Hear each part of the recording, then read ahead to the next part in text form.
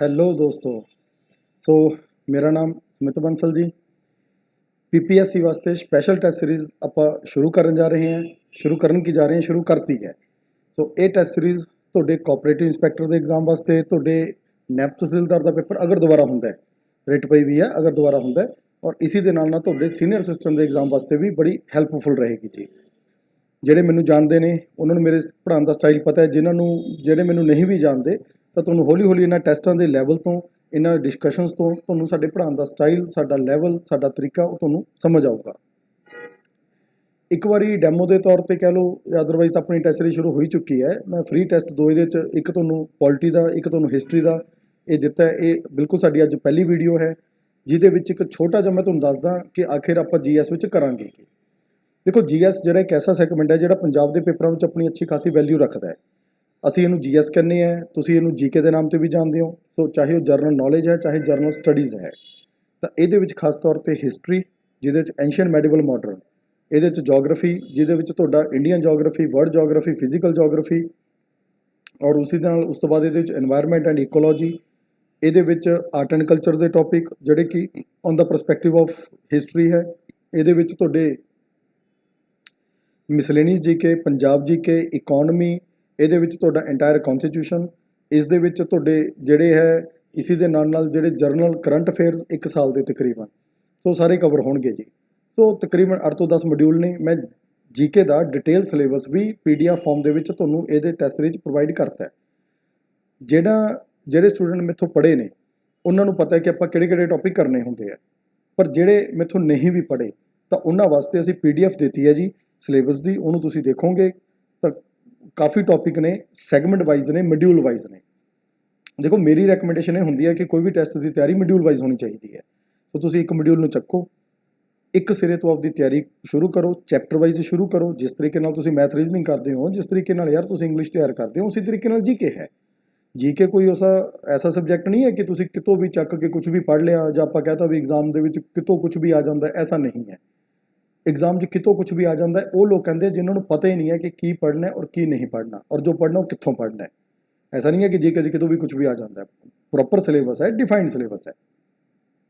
Paper ਬਣਾਉਣ ਵਾਲਾ ਕੋਈ ਦੂਸਰੇ ਗ੍ਰਹਿ ਤੋਂ ਨਹੀਂ ਆਇਆ, ਉਹ ਇਸੀ ਧਰਤੀ ਦਾ, ਇਸੀ ਸਮਾਜ ਦਾ ਹਿੱਸਾ ਹੈ।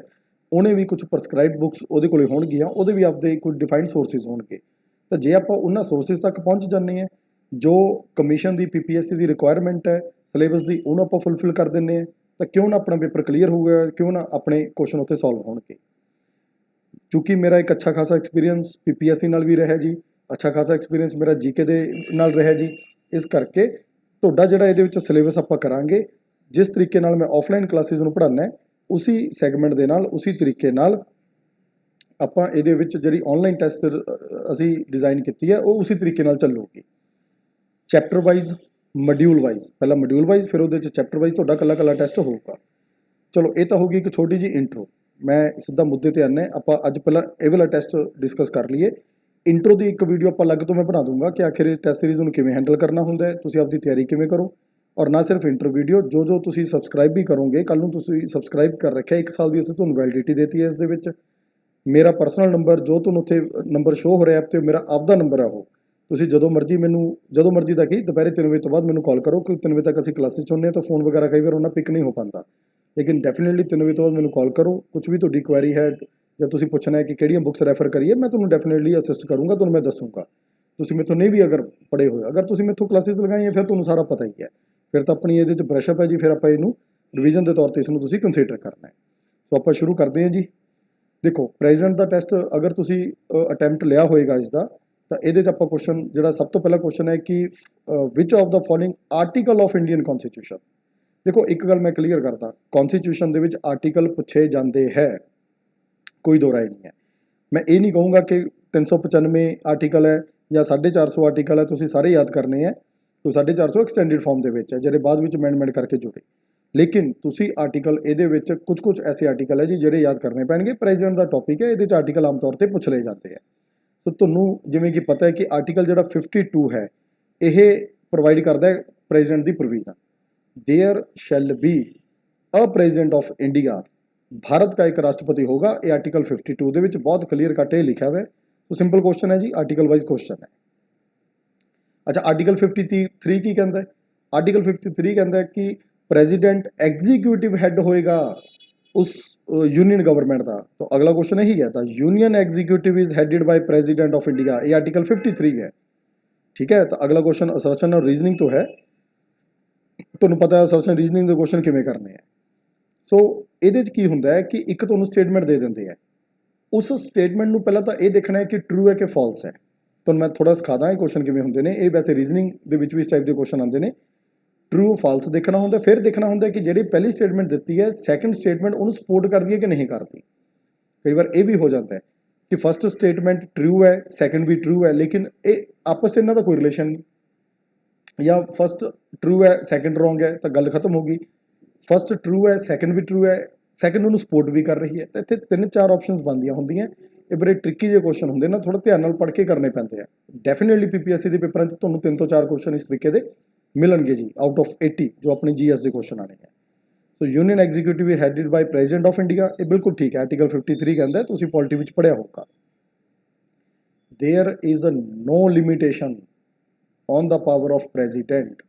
ਇਹ ਕਹਿੰਦੇ ਜੀ ਪ੍ਰੈਜ਼ੀਡੈਂਟ ਦੇ ਪਾਵਰ ਉੱਤੇ ਕੋਈ ਲਿਮਿਟੇਸ਼ਨ ਨਹੀਂ ਹੈ। ਯਾਰ ਤੁਸੀਂ ਇੱਕ ਆਪਦਾ ਕਾਮਨ ਸੈਂਸ ਲਗਾਓ, ਕੀ ਇਹ ਪੋਸੀਬਲ ਹੈ ਕਿ ਪ੍ਰੈਜ਼ੀਡੈਂਟ ਦੀ ਪਾਵਰ ਉੱਤੇ ਕੋਈ ਲਿਮਿਟੇਸ਼ਨ ਨਾ ਹੋਵੇ? ਆਪਾਂ ਇੱਕ ਡੈਮੋਕ੍ਰੇਸੀ 'ਚ ਰਹਿ ਰਹੇ ਹਾਂ, ਇਹ ਕੋਈ ਰਾਜਤੰਤਰ ਜਾਂ ਤਾਨਾਸ਼ਾਹੀ ਥੋੜ੍ਹਾ ਹੈ ਨਾ ਕੋਈ।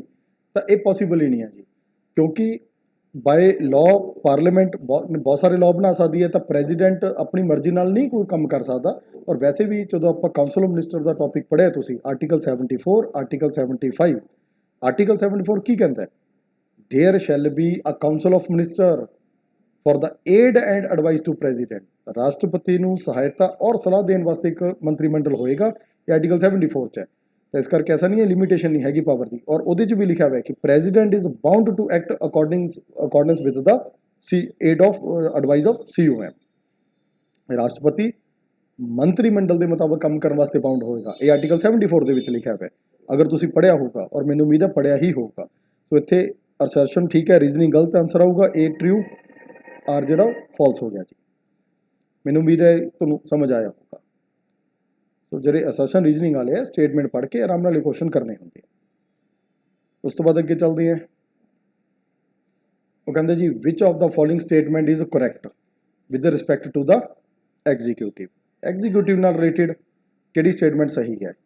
वो कहते एग्जीक्यूटिव अथॉरिटी ऑफ यूनियन मतलब केंद्र सरकार इज वैसटिड इन द प्रेजिडेंट, बिल्कुल ठीक है। ये आर्टिकल 53 कहता है, क्योंकि आप कहे ना कि president is the head of union executive, ये उधर कहता है we all union executive powers are vested in president who exercise is directly और through the officer subordinate to him. Exact यही लाइन लिखी हुई है संविधान च। कई बार हो सकता है क्लास में मैं ये लाइन आप नहीं कई बार डिस्कस कर पाते, आप सीधा कह दें भी ठीक है जी we all executive powers are vested in president, लेकिन वो अपनिया इन्हां पावर्स नूं प्रत्यक्ष तौर पर या किसी या तो खुद एक्सरसाइज करूगा या अपने सबॉर्डिनेट्स, और इत्थे ऑफिसर सबॉर्डिनेट्स विच एक तरीके का तुसीं काउंसिल मिनिस्टर नूं भी इंक्लूड कर सकते हो, उन्होंने थ्रू आपका एक्सरसाइज करूगा। ये स्टेटमेंट बिल्कुल करैक्ट है जी। अगला statement all the executive function of the union government are carried on the name of president. वो बई केंद्र सरकार के सारे काम राष्ट्रपति के नाम से किए जाएंगे। स्टेटमेंट सही है, एक्चुअल दे राष्ट्रपति के नाम से होंगे है। तुहानूं क्लास से याद होगा, तुहानूं मैं दस्सिया सी न्यूज़पेपर चक्को कदी वो विचाले 7-8 नंबर पेज जिथे भी होंगे टेंडर उत्थे आए होंगे ने, उत्थे कभी केंद्र सरकार का यूनियन गवर्नमेंट का कोई भी टेंडर पढ़ोगे और राष्ट्रपति के नाम से लिखा होगा भी राष्ट्रपति द्वारा टेंडर जारी किया गया जी। सो आर्टिकल इहदा सी 77 जिहड़ा टॉपिक है आर्टिकल यह 77 है, उहदे च लाइन लिखी हुई है। तो दोनों स्टेटमेंट सही है भी राष्ट्रपति आपकी एग्जीक्यूटिव पावर यूज़ करूगा आपके सबॉर्डिनेट्स के द्वारा, ये ठीक है। आर्टिकल 53 ऑल एग्जीक्यूटिव फंक्शन केंद्र सरकार के राष्ट्रपति के नाम से किए जाएंगे, आर्टिकल 77। तो इतने बोथ 1 और 2 आंसर आऊगा जी, दोनों ठीक ने। करैक्ट पूछे वो। अच्छा भी एक गल होर समझ लियो, जदों भी कोई क्वेश्चन आता है ना भी इन्हों चो किहड़ा करैक्ट है जो जिहड़ा इनकरैक्ट है, मैं अक्सर देखा बहुते वधिया स्टूडेंट साडे वाले भी कई बार इहो जी गलती कर जाते हैं भी क्वेश्चन मान लो, क्योंकि एक प्राइमा फेसी एजम्पशन बनी होंगी है कि करैक्ट ही पूछा होना है, पर किते किते क्वेश्चन आ जाता इनकरैक्ट। मैं भी उस तरीके नाल क्वेश्चन बनाए नहीं इनकरैक्ट वाले। आंसर तुसीं करैक्ट के हिसाब नाल नीचे मार्क कर देने, ऑप्शन वो भी मिल जूगी करैक्ट के हिसाब नाल, क्योंकि एग्जामिनर को पता है भी स्टूडेंट की सोच सकता है। पूछा इनकरैक्ट होंदा है, ਆਂਦਾ ਹੋਇਆ ਕੁਐਸਚਨ ਵੀ ਉੱਥੇ ਗਲਤ ਹੋ ਗਿਆ, ਉਲਟਾ ਨੈਗੇਟਿਵ ਮਾਰਕਿੰਗ ਲੱਗ ਗਈ। ਸੋ ਇੱਕ ਗੱਲ ਦਾ ਅੱਗੇ ਤੋਂ ਧਿਆਨ ਰੱਖੋ, ਆਪਾਂ ਬਹੁਤ ਬੇਸਿਕ ਜੀ ਗੱਲ ਹੈ, ਆਫਲਾਈਨ ਪੇਪਰ ਹੋਣਾ ਤੁਹਾਡਾ। ਜਦੋਂ ਵੀ ਤੁਸੀਂ ਇਸ ਨੂੰ ਸੋਲਵ ਕਰੋ ਕੁਐਸਚਨ ਨੂੰ, ਹਮੇਸ਼ਾ ਕਿਉਂਕਿ ਪੇਪਰ ਮਿਲੂਗਾ ਸਟੇਟਮੈਂਟ ਵਾਲੇ ਕੁਐਸਚਨ ਜਿੱਥੇ ਕਰੈਕਟ ਇਨਕਰੈਕਟ ਹੈ ਨਾ, ਉਹਨੂੰ ਥੋੜਾ ਮਤਲਬ ਉਹਦੇ ਤੇ ਸਰਕਲ ਕਰ ਲਓ, ਅੰਡਰਲਾਈਨ ਕਰ ਲਓ, ਕੁਝ ਵੀ ਕਰ ਲਓ, ਉਹਨੂੰ ਥੋੜਾ ਹਾਈਲਾਈਟ ਕਰ ਲਓ ਕਿ ਆਪਾਂ ਪੁੱਛਿਆ ਕੀ ਹੈ। ਫਿਰ ਉਸ ਤੋਂ ਬਾਅਦ ਸਟੇਟਮੈਂਟਾਂ ਨੀਚੇ ਦੇਖਣੀਆਂ, ਅਦਰਵਾਈਜ਼ ਛੋਟੀ ਜੀ ਗਲਤੀ ਤੁਹਾਨੂੰ ਉੱਥੇ ਕਾਫੀ ਭਾਰੀ ਪੈ ਜਾਂਦੀ ਹੈ ਜੀ। ਸੋ ਮੈਨੂੰ ਉਮੀਦ ਹੈ ਸਮਝ ਆ ਗਿਆ ਹੋਊਗਾ। ਇਹ ਕੁਐਸਚਨ ਜਿਹੜਾ ਹੈ ਰਾਸ਼ਟਰਪਤੀ ਦੀ ਐਗਜ਼ੀਕਿਊਟਿਵ ਪਾਵਰਸ ਨਾਲ ਰਿਲੇਟਡ ਹੈ। ਅੱਗੇ ਚੱਲਦੇ ਹਾਂ ਜੀ। Which of the following constitutional discretionary power.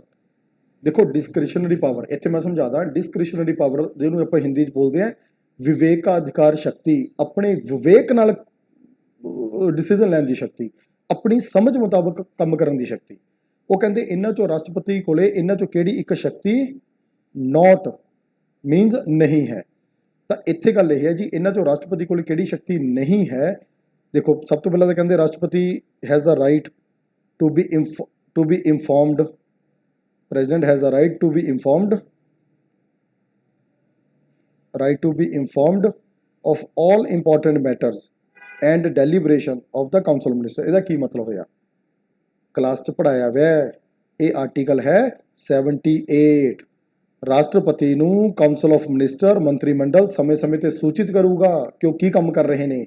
ਇਹ ਉਹ ਲਾਈਨ ਲਿਖੀ ਹੋਈ ਹੈ, ਰਾਸ਼ਟਰਪਤੀ ਦਾ ਅਧਿਕਾਰ ਹੈ ਜਾਣਨਾ ਕਿ ਸਰਕਾਰ ਕੀ ਕਰ ਰਹੀ ਹੈ। ਆਰਟੀਕਲ 78 ਹੈ, ਪੜ੍ਹਾਇਆ ਹੋਇਆ ਕਲਾਸ 'ਚ। ਤਾਂ ਇਹ ਇਹਨਾਂ ਨੇ ਪੁੱਛਿਆ ਨੋਟ ਵੈਸਟਡ, ਤਾਂ ਇਹ ਤਾਂ ਹੈਗੀ ਓਕੇ ਹੈ। ਫਿਰ ਹੈ ਪ੍ਰਾਈਮ ਮਿਨਿਸਟਰ ਇਜ਼, ਅੱਛਾ ਨੋਟ ਪੁੱਛਿਆ ਇਹਨਾਂ ਨੇ। ਫਿਰ ਅਗਲੀ ਲਾਈਨ ਹੈ prime minister is obligated to furnish all information that the president make call for. ਵੀ ਰਾਸ਼ਟਰਪਤੀ ਅਗਰ ਕੋਈ ਸੂਚਨਾ ਕਿਸੇ ਖਾਸ ਮੁੱਦੇ ਤੇ ਮੰਗਦਾ ਹੈ, ਪ੍ਰਧਾਨ ਮੰਤਰੀ ਉਸ ਨੂੰ ਦੇਊਗਾ। ਇਹ ਵੀ ਠੀਕ ਹੈ, ਇਹ ਵੀ ਗੱਲ 78 'ਚ ਲਿਖੀ ਹੋਈ ਹੈ। ਸੋ ਚੂੰਕਿ ਦੋਨੇ ਗੱਲਾਂ 78 'ਚ ਲਿਖੀਆਂ ਹੋਈਆਂ ਤਾਂ ਇਸ ਕਰਕੇ ਆ ਦੋਨੇ ਤਾਂ ਠੀਕ ਹੋ ਗਈਆਂ। ਇਹਨਾਂ ਨੇ ਪੁੱਛਿਆ ਨੋਟ, ਅੱਗੇ ਪੜ੍ਹਦੇ ਹਾਂ ਹੋਰ ਕਿਹੜਾ। The president can appoint anyone, ਉਹ ਯਾਰ ਆਹ ਗਲਤ ਹੋ ਗਿਆ, anyone to the prime as a prime minister in case of hung parliament. ਲੋ ਜੀ ਇੱਥੇ ਪਹਿਲਾਂ ਨਾ ਗੱਲ ਸਮਝ ਲਓ ਹੈ ਕੀ। ਲੋਕ ਸਭਾ ਦੇ ਵਿੱਚ ਹੀ ਮੈਜੋਰਟੀ ਚਾਹੀਦੀ ਹੈ ਤੁਹਾਨੂੰ ਸਰਕਾਰ ਬਣਾਉਣ ਵਾਸਤੇ। ਜਿਸ ਪੋਲੀਟੀਕਲ ਪਾਰਟੀ ਨੂੰ ਲੋਕ ਸਭਾ ਦੀ ਮੈਜੋਰਟੀ ਦਾ ਮਤਲਬ ਹੈ 543 ਸੀਟਾਂ ਲੋਕ ਸਭਾ ਦੀਆਂ, ਜਿਸ ਪਾਰਟੀ ਕੋਲੇ 543 ਚੋਂ ਅੱਧੀ ਤੋਂ ਜ਼ਿਆਦਾ ਸੀਟਾਂ 273 ਸੀਟਾਂ, 543 ਦਾ 543 ਦਾ ਹਾਫ ਕਰੋਗੇ ਨਾ, +1 ਕਰੋਗੇ, ਤਾਂ ਜਿਸ ਪਾਰਟੀ ਕੋਲੇ ਅੱਧੇ ਤੋਂ ਜ਼ਿਆਦਾ ਸੀਟਸ 273 ਪਲੱਸ ਸੀਟਸ ਹੁੰਦੀਆਂ ਨੇ, ਗਵਰਨਮੈਂਟ ਉਸ ਪਾਰਟੀ ਦੀ ਬਣੂਗੀ। ਅੱਜ ਬੀਜੇਪੀ ਦੀ ਗਵਰਨਮੈਂਟ ਹੈ, ਬੀਜੇਪੀ ਕੋਲੇ ਆਪਦੇ ਕੋਲੇ 300 ਸੀਟਾਂ ਨੇ, ਆਪਦੇ ਸਹਿਯੋਗੀ ਮਿਲਾ ਕੇ 320 ਪਲੱਸ ਸੀਟਾਂ ਨੇ, ਸਰਕਾਰ ਇਹਨਾਂ ਦੀ ਹੈ। 2004 ਤੋਂ 2014 ਮਨਮੋਹਨ ਸਿੰਘ ਦੀ ਸਰਕਾਰ ਰਹੀ, ਕਾਂਗਰਸ ਕੋਲੇ 273 ਪਲੱਸ ਸੀਟਾਂ ਰਹੀਆਂ, ਇਹਨਾਂ ਦੀ ਸਰਕਾਰ ਰਹੀ। ਇਸ ਗੱਲ ਦਾ ਕੋਈ ਫਰਕ ਨਹੀਂ ਪੈਂਦਾ ਕਿ ਉਸ ਪਾਰਟੀ ਨੂੰ ਰਾਜ ਸਭਾ ਵਿੱਚ ਮੈਜੋਰਟੀ ਹੈ ਕਿ ਨਹੀਂ। ਇਹ ਗੱਲ ਮੈਂ ਕਲਾਸ ਵਿੱਚ ਤੁਹਾਨੂੰ ਅੱਛੇ ਤਰੀਕੇ ਨਾਲ ਪੜ੍ਹਾਈ ਹੋਈ ਹੈ। ਹੰਗ ਪਾਰਲੀਮੈਂਟ ਜਾਂ ਹੰਗ ਲੋਕ ਸਭਾ, ਇੱਥੇ ਲੋਕ ਸਭਾ ਨੂੰ ਕੰਸੀਡਰ ਕਰੋ। ਸੋ ਹੰਗ ਲੋਕ ਸਭਾ ਅਗਰ ਹੁੰਦੀ, ਇਹਦਾ ਮਤਲਬ ਇਹ ਹੁੰਦਾ ਹੈ ਇੱਕ ਐਸੀ ਸਥਿਤੀ ਜਦੋਂ ਕਿਸੇ ਵੀ ਪਾਰਟੀ ਕੋਲੇ ਮੈਜੋਰਟੀ ਨਹੀਂ ਹੈ, ਔਰ ਸਭ ਤੋਂ ਵੱਡੀ ਗੱਲ ਕੋਈ ਵੀ ਪਾਰਟੀਆਂ ਆਪਸ ਵਿੱਚ ਮਿਲ ਕੇ ਮੈਜੋਰਟੀ ਬਣਾਉਣੀ ਵੀ ਨਹੀਂ ਚਾਹੁੰਦੀਆਂ, ਗਠਬੰਧਨ ਕਰਨਾ ਵੀ ਨਹੀਂ ਚਾਹੁੰਦੀਆਂ, ਆਪਸ 'ਚ ਬਣਦੀ ਨਹੀਂ। ਕਿਸੇ ਪਾਰਟੀ ਕੋਲ 150 ਸੀਟਾਂ ਆ ਗਈਆਂ, ਕਿਸੇ ਕੋਲ 100 ਆ ਗਈਆਂ, ਕਿਸੇ ਕੋਲ 50 ਨੇ, ਮਿਲਣਾ ਚਾਹੁੰਦੇ ਨਹੀਂ। 273 ਕਿਸੇ ਦਾ ਪੂਰਾ ਨਹੀਂ ਹੋ ਰਿਹਾ। ਐਸੀ ਸਥਿਤੀ ਨੂੰ ਆਮ ਤੌਰ ਤੇ ਹੰਗ ਲੋਕ ਸਭਾ, ਹੰਗ ਪਾਰਲੀਮੈਂਟ ਕਹਿ ਦਿੰਦੇ ਆ। ਵੈਸੇ ਤਾਂ ਉੱਥੇ ਰਾਸ਼ਟਰਪਤੀ ਕੋਲੇ ਡਿਸਕ੍ਰਿਸ਼ਨਰੀ ਪਾਵਰ ਹੁੰਦੀ ਹੈ, ਲੇਕਿਨ ਉੱਥੇ ਪਾਵਰ ਇਹ ਹੁੰਦੀ ਹੈ ਕਿ ਜੋ ਵੀ ਉਸ ਸਮੇਂ ਲੋਕ ਸਭਾ ਦੀ ਸਭ ਤੋਂ ਵੱਡੀ ਪੋਲੀਟੀਕਲ ਪਾਰਟੀ ਹੈ, ਜਿਹੜੀ ਸਭ ਤੋਂ ਵੱਡੀ ਪਾਰਟੀ ਹੈ, ਉਸ ਪਾਰਟੀ ਨੂੰ ਇਨਵਾਈਟ ਕੀਤਾ ਜਾਂਦਾ ਹੈ ਸਰਕਾਰ ਬਣਾਉਣ ਵਾਸਤੇ। ਇਹ ਹੋਇਆ ਸੀ 1996 ਦੇ ਵਿੱਚ ਵੀ, ਜਦੋਂ PV ਨਰਸਿਮਹਾ ਰਾਓ ਦੀ ਗਵਰਨਮੈਂਟ ਤੋਂ ਬਾਅਦ ਇਲੈਕਸ਼ਨ ਹੋਏ। ਉਸ ਸਮੇਂ ਬੀਜੇਪੀ ਨੂੰ 170 ਦੇ ਕਰੀਬ, 160, 170, 80 ਦੇ ਕਰੀਬ ਸੀਟਾਂ ਮਿਲੀਆਂ, ਕਾਂਗਰਸ ਨੂੰ ਇਹਨਾਂ BJP ਤੋਂ ਘੱਟ ਮਿਲੀਆਂ ਸੀਗੀਆਂ। ਅਟਲ ਬਿਹਾਰੀ ਵਾਜਪਾਈ ਨੂੰ ਇਨਵਾਈਟ ਕੀਤਾ ਗਿਆ ਉਸ ਸਮੇਂ ਰਾਸ਼ਟਰਪਤੀ ਦੁਆਰਾ ਪ੍ਰਧਾਨ ਮੰਤਰੀ ਬਣਨ ਵਾਸਤੇ, ਬਾਵਜੂਦ ਇਸ ਦੇ ਕਿ BJP ਕੋਲੇ ਵੀ 273 ਸੀਟਾਂ ਨਹੀਂ ਸੀਗੀਆਂ। ਸੋ ਇੱਥੇ ਜਿਹੜਾ ਇਹਨਾਂ ਨੇ ਐਨੀਵਨ ਲਿਖਤਾ ਨਾ, ਐਨੀਵਨ ਨਹੀਂ ਆਊਗਾ ਇੱਥੇ, ਇਸ ਕਰਕੇ ਸਟੇਟਮੈਂਟ ਗਲਤ ਹੋ ਗਈ ਜੀ। ਤਾਂ ਇੱਥੇ ਇਹ ਹੋ ਸਕਦਾ ਸੀਗਾ ਕਿ ਹਾਂ ਲਾਰਜੈਸਟ ਪਾਰਟੀ ਦੇ ਵਿਅਕਤੀ ਨੂੰ ਇਨਵਾਈਟ ਕੀਤਾ ਜਾਂਦਾ ਔਰ ਉਸ ਨੂੰ ਟਾਈਮ ਵੀ ਦੇ ਦਿੰਦੇ ਨੇ ਵੀ ਇੱਕ ਵਾਰ ਤੂੰ ਪ੍ਰਧਾਨ ਮੰਤਰੀ ਬਣ ਜਾ, ਲੇਕਿਨ ਮਹੀਨੇ 2 ਮਹੀਨੇ ਦਾ ਟਾਈਮ ਦਿੱਤਾ ਵੀ ਕੋਸ਼ਿਸ਼ ਕਰੋ ਵੀ ਨਾਲ ਦੇ ਪਾਰਟੀਆਂ ਨੂੰ ਵੀ ਆਪਦੇ ਨਾਲ ਰਲਾ ਕੇ ਗਠਬੰਧਨ ਕਰਕੇ 273 ਦਾ ਅੰਕੜਾ ਪਾਰ ਕਰ ਲਓ। ਸੋ ਨਾਟ ਵੈਸਟਡ ਪੁੱਛਿਆ ਤਾਂ ਆਨਸਰ ਇੱਥੇ ਤੁਹਾਡਾ C ਆਊਗਾ ਜੀ। ਮੇਰੇ ਅਕੋਰਡਿੰਗ C ਆਊਗਾ, ਬਾਕੀ ਤੁਸੀਂ ਆਪਦਾ ਦੇਖ ਲਓ, ਜਿੰਨੀ ਕਿ ਮੇਰੀ ਸਮਝ ਹੈ ਮੇਰੇ ਅਕੋਰਡਿੰਗ C ਆਊਗਾ। ਤਾਂ ਸਮਝ ਗਏ ਹੋਵੋਗੇ ਕੁਐਸਚਨ ਜੀ ਤੁਸੀਂ। ਇਹ ਦੇਖੋ ਮੈਨੂੰ ਉਮੀਦ ਹੈ ਇਹ ਤੁਸੀਂ ਵੀਡੀਓ ਦੇਖ ਰਹੇ ਹੋ, ਟੈਸਟ ਤੁਸੀਂ ਅਟੈਂਪਟ ਕਰ ਚੁੱਕੇ ਹੋ, ਜੋ ਵੀ ਤੁਹਾਡੇ ਨੰਬਰ ਰਹੇ ਹੋਣ, ਲੇਕਿਨ ਤੁਸੀਂ ਸਿੱਖਣ ਦੀ ਇੱਛਾ ਦੇ ਨਾਲ ਹੀ ਵੀਡੀਓ ਦੇਖ ਰਹੇ ਹੋ। ਮੈਂ ਇੱਕ ਰਿਕੁਐਸਟ ਤਾਂ ਕੀ ਹੈ, ਇਹ ਤਾਂ ਵੈਸੇ ਵੀ ਤੁਹਾਡੀ ਕਾਮਨ ਸੈਂਸ ਹੋਣੀ ਚਾਹੀਦੀ ਹੈ। ਇੱਕ ਰਜਿਸਟਰ ਤੁਸੀਂ ਅਲੱਗ ਲਗਾ ਲਓ, ਇੱਕ ਕਾਪੀ ਅਲੱਗ ਲਗਾ ਲਓ। ਜਦੋਂ ਵੀ ਟੈਸਟ ਵੀਡੀਓਜ਼ ਦੇਖੋ, ਇਹਦੇ 'ਚ ਤੁਹਾਨੂੰ ਕਿਤੇ ਵੀ ਲੱਗਦਾ ਕਿ ਐਕਸਟਰਾ ਇਨਫੋਰਮੇਸ਼ਨ ਹੈ, ਯਾਰ ਵੀਡੀਓ ਨੂੰ ਰੋਕੋ, ਪੌਜ਼ ਕਰੋ। ਤੁਹਾਡੇ ਕੋਲ ਹੀ ਵੀਡੀਓ ਤੁਹਾਡੀ ਹੈ, ਇਹ ਡਿਲੀਟ ਨਹੀਂ ਹੁੰਦੀ, ਬਿਲਕੁਲ ਨਿਸ਼ਚਿੰਤ ਹੋ ਜਾਓ। 1 ਸਾਲ ਦੀ ਸਬਸਕ੍ਰਿਪਸ਼ਨ ਦਾ ਟਾਈਮ ਅਸੀਂ ਦਿੱਤਾ ਤੁਹਾਨੂੰ, 1 ਸਾਲ ਤੱਕ ਇਹ ਵੀਡੀਓਜ਼ ਤੁਹਾਡੇ ਕੋਲ ਰਹਿਣਗੀਆਂ। ਇਹਨੂੰ ਤੁਸੀਂ 1000 ਵਾਰ ਦੇਖ ਲਓ, ਇਹਨੂੰ 500 ਵਾਰ ਦੇਖ ਲਓ, ਕੋਈ ਦਿੱਕਤ ਨਹੀਂ ਹੈ। ਸੋ ਇਹਨਾਂ ਦੇ ਕੋਸ਼ਿਸ਼ ਕਰੋ, ਨੋਟਸ ਬਣਾਓ ਇਹਨਾਂ ਦੇ, ਐਕਸਟਰਾ ਇਨਫੋਰਮੇਸ਼ਨ ਜਿਹੜੀ ਤੁਸੀਂ ਨਹੀਂ ਪੜ੍ਹੀ ਹੁਣ ਤੱਕ। ਵੀ ਟੈਸਟ ਸੀਰੀਜ਼ ਦਾ ਕੀ ਮਤਲਬ ਹੈ ਨਾ, ਐਕਸਟਰਾ ਵੀ ਕੁਛ ਆਪਾਂ ਨੂੰ ਮਿਲੇ। ਜਿੰਨਾ ਪੜ੍ਹਿਆ ਉਹ ਆਪਾਂ ਨੂੰ ਰੀਕਾਲ ਹੋਇਆ ਕਿ ਨਹੀਂ ਇਹ ਵੀ ਪਤਾ ਲੱਗੇ। ਸੋ ਐਕਸਟਰਾ ਉਸ ਨੂੰ ਥੋੜ੍ਹਾ ਬਹੁਤ ਨਾਲ ਨੋਟਸ ਬਣਾ ਲਿਆ ਕਰੋ। ਮੈਨੂੰ ਉਮੀਦ ਹੈ ਇਹ ਤੁਹਾਨੂੰ ਸਮਝ ਆ ਗਿਆ ਹੋਊਗਾ। ਮੈਂ ਨਾਲ ਆਰਟੀਕਲ ਵੀ ਦੱਸ ਰਿਹਾ। ਸੋ ਅੱਗੇ ਚੱਲਦੇ ਹਾਂ ਜੀ। ਅਗੇਨ ਅਸਰਸ਼ਨ ਰੀਜ਼ਨਿੰਗ ਦਾ ਕੁਐਸਚਨ ਹੈ। Supreme command of defence forces vested in president, ਬਿਲਕੁਲ ਠੀਕ ਹੈ। ਆਰਟੀਕਲ ਅਗੇਨ 53 'ਚ ਲਿਖਿਆ ਹੈ। ਇੱਕ ਤਾਂ 53 'ਚ ਇਹ ਲਿਖਿਆ ਕਿ ਐਗਜ਼ੀਕਿਊਟਿਵ ਪ੍ਰਧਾਨ ਹੈ ਉਹ ਕੇਂਦਰ ਸਰਕਾਰ ਦਾ। ਦੂਸਰਾ 53 ਵਿੱਚ ਲਿਖਿਆ ਹੈ ਕਿ ਡਿਫੈਂਸ ਫੋਰਸਿਸ ਦਾ ਉਹ ਸੁਪਰੀਮ ਕਮਾਂਡਰ ਹੈ, ਚਾਹੇ ਆਪਣੀ ਨੇਵੀ, ਚਾਹੇ ਆਪਣੀ ਆਰਮੀ, ਚਾਹੇ ਆਪਣੀ 에ਅਰ ਫੋਰਸ, ਤਿੰਨਾਂ ਦਾ ਸੁਪਰੀਮ ਕਮਾਂਡਰ ਹੁੰਦਾ ਹੈ ਪ੍ਰੈਜ਼ੀਡੈਂਟ। ਲੇਕਿਨ ਉਹਦੇ 'ਚ ਇੱਕ ਲਾਈਨ ਹੋਰ ਲਿਖੀ ਹੈ ਨਾਲ ਕਿ ਪ੍ਰੈਜ਼ੀਡੈਂਟ ਦੀ ਜਿਹੜੀ ਇਹ ਕਮਾਂਡਰਸ਼ਿਪ ਹੈ ਜੀ, ਇਹ ਵੀ ਪਾਰਲੀਮੈਂਟ ਲਾਅ ਬਣਾ ਕੇ ਇਸ ਨੂੰ ਰੈਗੂਲੇਟ ਕਰੂਗੀ, ਔਰ ਇਹ ਅੰਡਰ ਦਾ ਲਾਅ ਦੇ ਤਹਿਤ ਰਹਿ ਕੇ ਹੀ ਰਾਸ਼ਟਰਪਤੀ ਇਹਨਾਂ ਨੂੰ ਐਕਸਰਸਾਈਜ਼ ਕਰ ਸਕਦਾ ਹੈ। ਐਸਾ ਨਹੀਂ ਹੈ ਕਿ ਰਾਸ਼ਟਰਪਤੀ ਦਾ ਮਨ ਹੋਇਆ ਸਵੇਰੇ ਉੱਠਿਆ ਤੇ ਕਹਿਤਾ ਵੀ ਲਓ ਜੀ ਆਪਾਂ ਯੁੱਧ ਦੀ ਘੋਸ਼ਣਾ ਕਰਤੀ। ਯੁੱਧ ਦੀ ਘੋਸ਼ਣਾ ਰਾਸ਼ਟਰਪਤੀ ਕਰਦਾ ਹੈ, ਲੇਕਿਨ ਉਹਦੇ ਵਾਸਤੇ ਪਾਰਲੀਮੈਂਟ ਦੀ ਅਪਰੂਵਲ ਚਾਹੀਦੀ ਹੈ। ਕਿਸੇ ਦੇਸ਼ ਦੇ ਖਿਲਾਫ ਆਪਾਂ ਆਪਦੀ ਆਰਮੀ ਡਿਪਲੋਏ ਕਰਨੀ ਹੈ, ਰਾਸ਼ਟਰਪਤੀ ਦੇ ਆਰਡਰ ਜਾਰੀ ਹੋਣਗੇ, ਲੇਕਿਨ ਉਹਦੇ ਵਾਸਤੇ ਪਾਰਲੀਮੈਂਟ ਦੀ ਅਪਰੂਵਲ ਚਾਹੀਦੀ ਹੈ। ਇਹ ਗੱਲ ਨੋਟ ਕਰਨੀ ਹੈ। ਤਾਂ ਇੱਥੇ ਦੂਸਰੀ ਸਟੇਟਮੈਂਟ ਕੀ ਹੈ ਵੀ president power as commander in chief are independent of legislative control. Legislative control ਦਾ ਮਤਲਬ ਪਾਰਲੀਮੈਂਟ। ਇਹ ਕਹਿੰਦੇ ਜੀ ਪਾਰਲੀਮੈਂਟ ਤੋਂ ਬਾਹਰ ਆਹੋ। ਪਾਰਲੀਮੈਂਟ ਤੋਂ ਕਿਵੇਂ ਬਾਹਰ ਹੈ? ਨਾ ਪਾਰਲੀਮੈਂਟ ਤੋਂ ਬਾਹਰ ਹੈ ਰਾਸ਼ਟਰਪਤੀ, ਨਾ ਸੰਵਿਧਾਨ ਤੋਂ ਬਾਹਰ ਹੈ ਰਾਸ਼ਟਰਪਤੀ। ਇਸ ਕਰਕੇ ਤਾਂ ਪਾਰਲੀਮੈਂਟ ਨੇ ਜੋ ਲਾਅ ਬਣਾਤੇ ਉਹਦੇ ਤਹਿਤ ਰਹਿ ਕੇ ਹੀ ਪ੍ਰੈਜ਼ੀਡੈਂਟ ਆਪਦੀਆਂ ਇਹ ਪਾਵਰਸ ਨੂੰ ਐਕਸਰਸਾਈਜ਼ ਕਰ ਸਕਦਾ ਹੈ। ਸੋ ਇੱਥੇ ਆਹ ਜਿਹੜੀ ਸਟੇਟਮੈਂਟ ਹੋ ਗਈ ਗਲਤ, ਇਹ ਠੀਕ ਸੀਗੀ, ਤੇ ਇੱਥੇ ਇਹ ਟਰੂ ਹੈ ਜੀ, ਆਰ ਫਾਲਸ ਹੈ। ਮੇਰੇ ਅਕੋਰਡਿੰਗ ਆਨਸਰ ਸੀ ਆਊਗਾ, ਔਰ ਤੁਹਾਨੂੰ ਉੱਥੇ ਦਿਖਿਆ ਵੀ ਹੋਣਾ, ਬਾਕੀ ਤੁਸੀਂ ਆਪਦਾ ਦੇਖੋਗੇ ਜੀ। ਚਲਿਏ ਅੱਗੇ, ਚਲੋ ਅੱਗੇ ਚੱਲਦੇ ਹਾਂ। ਅਗਲਾ ਕੁਐਸਚਨ ਹੈ which of the following type of authorities entrusted to the president. ਕਿਹੜੀ ਅਥਾਰਟੀ ਰਾਸ਼ਟਰਪਤੀ ਨੂੰ ਦਿੱਤੀ ਗਈ ਹੈ? ਨੋਮੀਨਲ ਦਿੱਤੀ ਗਈ ਹੈ ਜੀ, ਇੱਕ ਤਾਂ ਕੌਨਸਟੀਟਿਊਸ਼ਨਲ ਦਿੱਤੀ ਗਈ ਹੈ। ਇੱਥੇ ਨਾ ਇੱਕ ਕਨਸੈਪਟ ਸਮਝੋ, ਦੇਸ਼ ਦੇ ਪ੍ਰਧਾਨ ਹੁੰਦੇ ਦੋ ਟਾਈਪ ਦੇ। ਅਮਰੀਕਾ ਦੇ ਵਿੱਚ ਰਾਸ਼ਟਰਪਤੀ ਨੂੰ ਲੋਕ ਚੁਣਦੇ ਆ, ਉੱਥੋਂ ਦੀ ਪਾਰਲੀਮੈਂਟ ਨੂੰ ਵੀ ਲੋਕ ਚੁਣਦੇ ਆ। ਅਮਰੀਕਾ ਦੇ ਵਿੱਚ ਰਾਸ਼ਟਰਪਤੀ ਦੇਸ਼ ਦਾ ਪ੍ਰਮੁੱਖ ਵੀ ਹੈ, ਸਰਕਾਰ ਦਾ ਪ੍ਰਮੁੱਖ ਵੀ ਹੈ। ਸਾਰੇ ਫੈਸਲੇ ਵੀ ਉੱਥੋਂ ਦੇ, ਹੁਣ ਜੋ ਬਾਈਡਨ ਅੱਜ ਕੱਲ੍ਹ, ਪਹਿਲਾਂ ਟਰੰਪ ਹੁੰਦਾ ਸੀ, ਸਾਰੇ ਫੈਸਲੇ ਉੱਥੇ ਰਾਸ਼ਟਰਪਤੀ ਲੈਂਦਾ ਜੀ। ਅਮਰੀਕਾ ਦੀ ਗੱਲ ਕਰਦੇ ਕਿਉਂਕਿ ਲੋਕਾਂ ਨੇ ਚੁਣਿਆ। ਯਾਰ ਆਪਣੇ ਇੰਡੀਆ ਦੇ ਵਿੱਚ ਰਾਸ਼ਟਰਪਤੀ ਲੋਕ ਨਹੀਂ ਚੁਣਦੇ। ਹੁਣ ਰਾਸ਼ਟਰਪਤੀ ਇਲੈਕਸ਼ਨ ਹੋਣੇ ਤੁਹਾਨੂੰ ਦੱਸਿਆ 18 ਜੁਲਾਈ ਨੂੰ, ਪਤਾ ਹੀ ਹੈ ਨਾ। 21 ਜੁਲਾਈ ਨੂੰ ਇਹਨਾਂ ਨੇ ਉਹਦੇ ਰਿਜ਼ਲਟ ਆ ਜਾਊਗਾ। ਕੱਲ 21 ਜੂਨ 2022 ਸੀਗੀ। ਕੱਲ ਦ੍ਰੋਪਦੀ ਮੁਰਮੂ ਨੂੰ ਆਪਣੇ ਇੱਥੇ ਆਪਣੀ ਬੀਜੇਪੀ ਨੇ ਆਪਦਾ ਪ੍ਰੈਜ਼ੀਡੈਂਟ ਦਾ ਕੈਂਡੀਡੇਟ ਡਿਕਲੇਅਰ ਕਰਤਾ। ਔਰ ਕੈਂਡੀਡੇਟ ਡਿਕਲੇਅਰ ਹੋਣ ਦਾ ਮਤਲਬ ਹੈ ਉਹੀ ਦੇਸ਼ ਦੀ ਅਗਲੀ ਰਾਸ਼ਟਰਪਤੀ ਬਣ ਰਹੀ ਹੈ। ਔਰ ਉਹ ਕਿਉਂਕਿ ਟਰਾਈਬਲ ਵੂਮਨ ਹੈ ਜੀ, ਇਸ ਤੋਂ ਪਹਿਲਾਂ ਝਾਰਖੰਡ ਦੀ ਗਵਰਨਰ ਰਹਿ ਚੁੱਕੀ ਹੈ। ਸੋ ਦੇਸ਼ ਵਿੱਚ ਪਹਿਲੀ ਵਾਰ ਇੱਕ ਟਰਾਈਬਲ ਕਮਿਊਨਿਟੀ ਦੇ ਵਿਅਕਤੀ ਨੂੰ ਰਾਸ਼ਟਰਪਤੀ ਬਣਾਇਆ ਜਾ ਰਿਹਾ ਹੈ, ਠੀਕ ਹੈ। ਲੇਕਿਨ ਉਹ ਇੱਕ ਨਾਮ ਮਾਤਰ ਹੈ, ਉਹਦੇ ਕੋਲ ਕੋਈ ਪਾਵਰ ਨਹੀਂ ਹੈ। ਆਰਟੀਕਲ 74 ਤੋਂ ਮੈਂ ਕਰਾਇਆ ਕਾਉਂਸਲ ਆਫ ਮਿਨਿਸਟਰ ਕਿ ਠੀਕ ਹੈ ਮੰਤਰੀ ਮੰਡਲ ਰਾਸ਼ਟਰਪਤੀ ਦੁਆਰਾ ਅਪਾਇੰਟ ਹੋਊਗਾ, ਲੇਕਿਨ ਰਾਸ਼ਟਰਪਤੀ ਮੰਤਰੀ ਮੰਡਲ ਦੇ ਮੁਤਾਬਕ ਹੀ ਕੰਮ ਕਰੂਗਾ। ਇਹ ਤੁਹਾਨੂੰ ਮੈਂ ਕਲਾਸ ਵੀ ਦੱਸਿਆ ਸੀਗਾ ਕਿ ਇੰਦਰਾ ਗਾਂਧੀ ਨੇ ਇਹ ਪੁਆਇੰਟ 42ਵਾਂ ਸੰਵਿਧਾਨ ਸੰਸ਼ੋਧਨ ਕਰਕੇ ਲਿਖਾਇਆ ਸੀ 1976 ਦੇ ਵਿੱਚ, ਐਮਰਜੈਂਸੀ ਦੇ ਸਮੇਂ। ਤਾਂ ਆਪਣੇ ਤਾਂ ਇੱਥੇ ਜਿਹੜਾ ਪ੍ਰੈਜ਼ੀਡੈਂਟ ਉਹ ਜਸਟ ਨੋਮੀਨਲ ਹੈਡ ਹੈ, ਇੱਕ ਨਾਮ ਮਾਤਰ ਦਾ ਪ੍ਰਧਾਨ ਹੈ। ਤੁਹਾਨੂੰ ਮੈਂ ਦੱਸਿਆ ਘਰੇ ਬਜ਼ੁਰਗ ਹੁੰਦਾ ਜੀ, ਉਹਨੂੰ ਵਿਚਾਰੇ ਨੂੰ ਸਿਆਣ ਦਾ ਕੋਈ ਨਹੀਂ ਹੁੰਦਾ, ਪਰ ਕੋਈ ਵਿਆਹ ਸ਼ਾਦੀ ਦਾ ਕਾਰਡ ਹੈ, ਕੁਝ ਵੀ ਫੰਕਸ਼ਨ ਦਾ ਕਾਰਡ ਉਹਦੇ ਨਾਮ 'ਤੇ ਛਪਦਾ ਹੈ। ਤਾਂ ਉਵੇਂ ਰਾਸ਼ਟਰਪਤੀ ਆਪਣੇ ਇੱਥੇ ਕੋਈ ਮਹਾਮਹਿਮ ਰਾਸ਼ਟਰਪਤੀ ਆਪਾਂ ਕਹਿ ਦਿੰਦੇ ਹਾਂ, ਪਰ ਅਦਰਵਾਈਜ਼ ਇੱਥੇ ਕੋਈ ਰਾਜਸ਼ਾਹੀ ਨਹੀਂ ਹੈ। ਲੋਕਾਂ ਨੇ ਚੁਣਿਆ ਨਹੀਂ, MP MLAs ਨੂੰ ਚੁਣਿਆ। ਤਾਂ ਇੱਕ ਸੰਵਿਧਾਨਿਕ ਪ੍ਰਮੁੱਖ ਸਿੰਬੋਲਿਕ ਤੌਰ 'ਤੇ, ਇੱਕ ਸਿੰਬੋਲਿਕ ਪੋਸਟ ਐਕਚੁਅਲੀ, ਤੁਸੀਂ ਐਂ ਸਮਝੋ ਸਿੰਬੋਲਿਕ ਪ੍ਰਮੁੱਖ ਦੇ ਤੌਰ 'ਤੇ ਰਾਸ਼ਟਰਪਤੀ ਹੁੰਦਾ ਹੈ। ਕਰਨ ਨੂੰ ਇਹਦੇ ਕੋਲ ਕੁਛ ਨਹੀਂ ਹੈ। ਰੀਅਲ ਪਾਵਰਸ ਆਪਣੇ ਇੱਥੇ ਪ੍ਰਾਈਮ ਮਿਨਿਸਟਰ ਕੋਲ। ਕਿਉਂ? ਕਿਉਂਕਿ ਪ੍ਰਾਈਮ ਮਿਨਿਸਟਰ ਨੂੰ ਲੋਕਾਂ ਨੇ ਚੁਣਿਆ। ਖੈਰ, ਤਾਂ ਇੱਥੇ ਆਨਸਰ ਆਊਗਾ ਸੀ, ਕੌਨਸਟੀਟਿਊਸ਼ਨਲ ਹੈ, ਨੋਮੀਨਲ ਹੈਡ ਹੈ। ਅੱਗੇ ਚੱਲਦੇ ਹਾਂ ਜੀ। ਉਹ ਕਹਿੰਦੇ we consider the following statement about the president of India. Ki?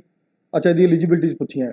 Eligibility the article ਹੈ ਜੀ 58, ਠੀਕ ਹੈ, ਯਾਦ ਰੱਖ ਲਿਓ। So he should be citizen of India by birth. ਲੋ ਜੀ, ਆਹ ਗੱਲ ਗਲਤ ਹੋ ਗਈ। ਬਾਏ ਬਰਥ ਨਹੀਂ ਹੈ, ਕੱਲਾ ਕਨਸਟੀਟਿਊਸ਼ਨ ਬਸ ਅੰਨਾ ਲਿਖਿਆ ਹੈ ਕਿ ਉਹ ਇੰਡੀਆ ਦਾ ਨਾਗਰਿਕ ਹੋਣਾ ਚਾਹੀਦਾ ਹੈ। ਬਈ ਸਿਟੀਜ਼ਨਸ਼ਿਪ ਵਾਲਾ ਚੈਪਟਰ ਆਰਟੀਕਲ 5 ਤੋਂ ਲੈ ਕੇ article 11 part 2 of constitution, article 5 to 11 part 2 of constitution. Citizenship ਤੁਹਾਨੂੰ ਬਾਈ ਬਰਥ ਵੀ ਮਿਲ ਸਕਦੀ ਹੈ, ਤੁਹਾਨੂੰ ਬਾਈ ਲਾਅ ਵੀ ਐਕਵਾਇਰ ਕਰ ਸਕਦੇ ਹੋ, ਬਾਈ ਐਪਲੀਕੇਸ਼ਨ ਵੀ ਦੇ ਸਕਦੇ ਹੋ, ਲੰਬਾ ਸਮਾਂ ਇੰਡੀਆ 'ਚ ਰਹੇ, ਉਹ ਵੀ ਇੱਕ ਕਈ ਕ੍ਰਾਈਟੇਰੀਆ ਨੇ ਕਨਸਟੀਟਿਊਸ਼ਨ ਦੇ ਲਿਖੇ ਹੋਏ ਨੇ, ਉਹ ਇੱਕ ਅਲੱਗ ਚੈਪਟਰ ਹੈ, ਉਸ 'ਤੇ ਆਪਾਂ ਬਾਅਦ 'ਚੋਂ ਡਿਸਕਸ ਕਰਾਂਗੇ, ਉਸ ਦਾ ਟੈਸਟ ਵੀ ਅਲੱਗ ਹੋਊਗਾ ਸਿਟੀਜ਼ਨਸ਼ਿਪ ਦਾ। ਲੇਕਿਨ ਇੱਥੇ ਇਹ ਗਲਤ ਹੋ ਗਿਆ, ਤਾਂ ਆਹ ਸਟੇਟਮੈਂਟ ਗਲਤ ਹੋਊਗੀ ਵੀ ਬਾਈ ਬਰਥ ਕੰਪਲਸਰੀ ਨਹੀਂ ਹੈ, ਅਦਰ ਸਿਟੀਜ਼ਨਸ਼ਿਪ ਕੋਈ ਵੀ ਲਈ ਵੀ ਹੈ ਤਾਂ ਸਿਟੀਜ਼ਨ ਹੋਣਾ ਚਾਹੀਦਾ ਹੈ। ਅੱਛਾ 58 ਵਿੱਚ ਲਿਖਿਆ ਹੋਇਆ article, he should have complete age 35 ਸਾਲ, ਠੀਕ ਹੈ 35 ਸਾਲ ਹੋਣੀ ਚਾਹੀਦੀ ਹੈ। He should be qualified for election as member of parliament, ਆ ਇੱਥੇ ਗੜਬੜ ਹੋ ਗਈ, ਪਾਰਲੀਮੈਂਟ ਨਹੀਂ ਹੈ, ਲੋਕ ਸਭਾ ਦਾ ਮੈਂਬਰ ਬਣਨ ਦੇ ਕਾਬਿਲ ਹੋਣਾ ਚਾਹੀਦਾ ਹੈ ਰਾਸ਼ਟਰਪਤੀ, ਉਹਦੀ ਕੁਆਲੀਫਿਕੇਸ਼ਨ ਆਰਟੀਕਲ 58 'ਚ ਲਿਖੀ ਹੋਈ ਹੈ। ਸੋ ਆਪਣਾ ਇੱਥੇ ਸਟੇਟਮੈਂਟ ਤੀਸਰੀ ਗਲਤ ਹੋਊਗੀ, ਕਿਉਂਕਿ ਪਾਰਲੀਮੈਂਟ 'ਚ ਤਾਂ ਰਾਜ ਸਭਾ ਵੀ ਆ ਗਿਆ, ਨਹੀਂ ਲੋਕ ਸਭਾ ਦਾ ਮੈਂਬਰ ਬਣਨ ਦੇ ਕਾਬਿਲ ਹੋਣਾ ਚਾਹੀਦਾ ਹੈ। ਤਾਂ ਪਹਿਲੀ ਤੇ ਤੀਸਰੀ ਤਾਂ ਗਲਤ ਹੋ ਗਈ। ਇਹਨਾਂ ਨੇ ਪੁੱਛਿਆ ਕੀ ਹੈ, ਕਰੈਕਟ ਪੁੱਛੀ ਹੈ, ਤਾਂ ਕਰੈਕਟ ਗਲੀ ਦੂਸਰੀ ਹੈ ਜੀ, ਓਨਲੀ 2 ਆਨਸਰ ਹੈਗਾ ਜੀ, ਓਨਲੀ 2 ਆਨਸਰ ਆਊਗਾ ਇੱਥੇ, ਧਿਆਨ ਰੱਖੋਗੇ। ਸੋ ਸਿੰਪਲ ਕੁਐਸਚਨ ਹੈ, ਪੜ੍ਹ ਕੇ ਸੋਲਵ ਕਰੋਗੇ ਹੋਊਗਾ ਜੀ। Which of the following is not include electoral college.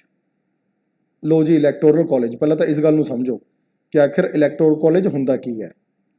ਆ ਜਿਹੜਾ ਪਹਿਲੀ ਗੱਲ ਤਾਂ ਇਹ ਹੈ ਕਿ ਕਨਸਟੀਟਿਊਸ਼ਨ ਦਾ ਆਰਟੀਕਲ ਜਿਹੜਾ 54 ਹੈ, ਇਹ ਇਲੈਕਟੋਰਲ ਕਾਲਜ ਦੀ ਗੱਲ ਕਰਦਾ ਹੈ। ਆਰਟੀਕਲ 54 ਕਿਵੇਂ, ਇਹਨੂੰ ਸਮਝੋ। ਉਹਨਾਂ ਲੋਕਾਂ ਦਾ ਗਰੁੱਪ ਜਿਹੜਾ ਕਦੀ ਕਿਸੇ ਵਾਸਤੇ ਵੋਟਿੰਗ ਕਰਦਾ, ਉਹਨੂੰ ਬੋਲਦੇ ਆ ਇਲੈਕਟੋਰਲ ਕਾਲਜ। ਰਾਸ਼ਟਰਪਤੀ ਵਾਸਤੇ ਕੌਣ ਵੋਟਿੰਗ ਕਰੂ, ਇਹ ਆਪਣੇ ਸੰਵਿਧਾਨ 'ਚ ਆਰਟੀਕਲ 54 'ਚ ਲਿਖਿਆ ਹੋਇਆ ਹੈ ਕਿ ਸਾਹਿਬ ਜਿਹੜੇ ਲੋਕ ਸਭਾ ਦੇ ਇਲੈਕਟਿਡ ਮੈਂਬਰ, ਲੋਕ ਸਭਾ ਦੇ ਨੋਮੀਨੇਟਿਡ ਨਹੀਂ ਲੈਣੇ।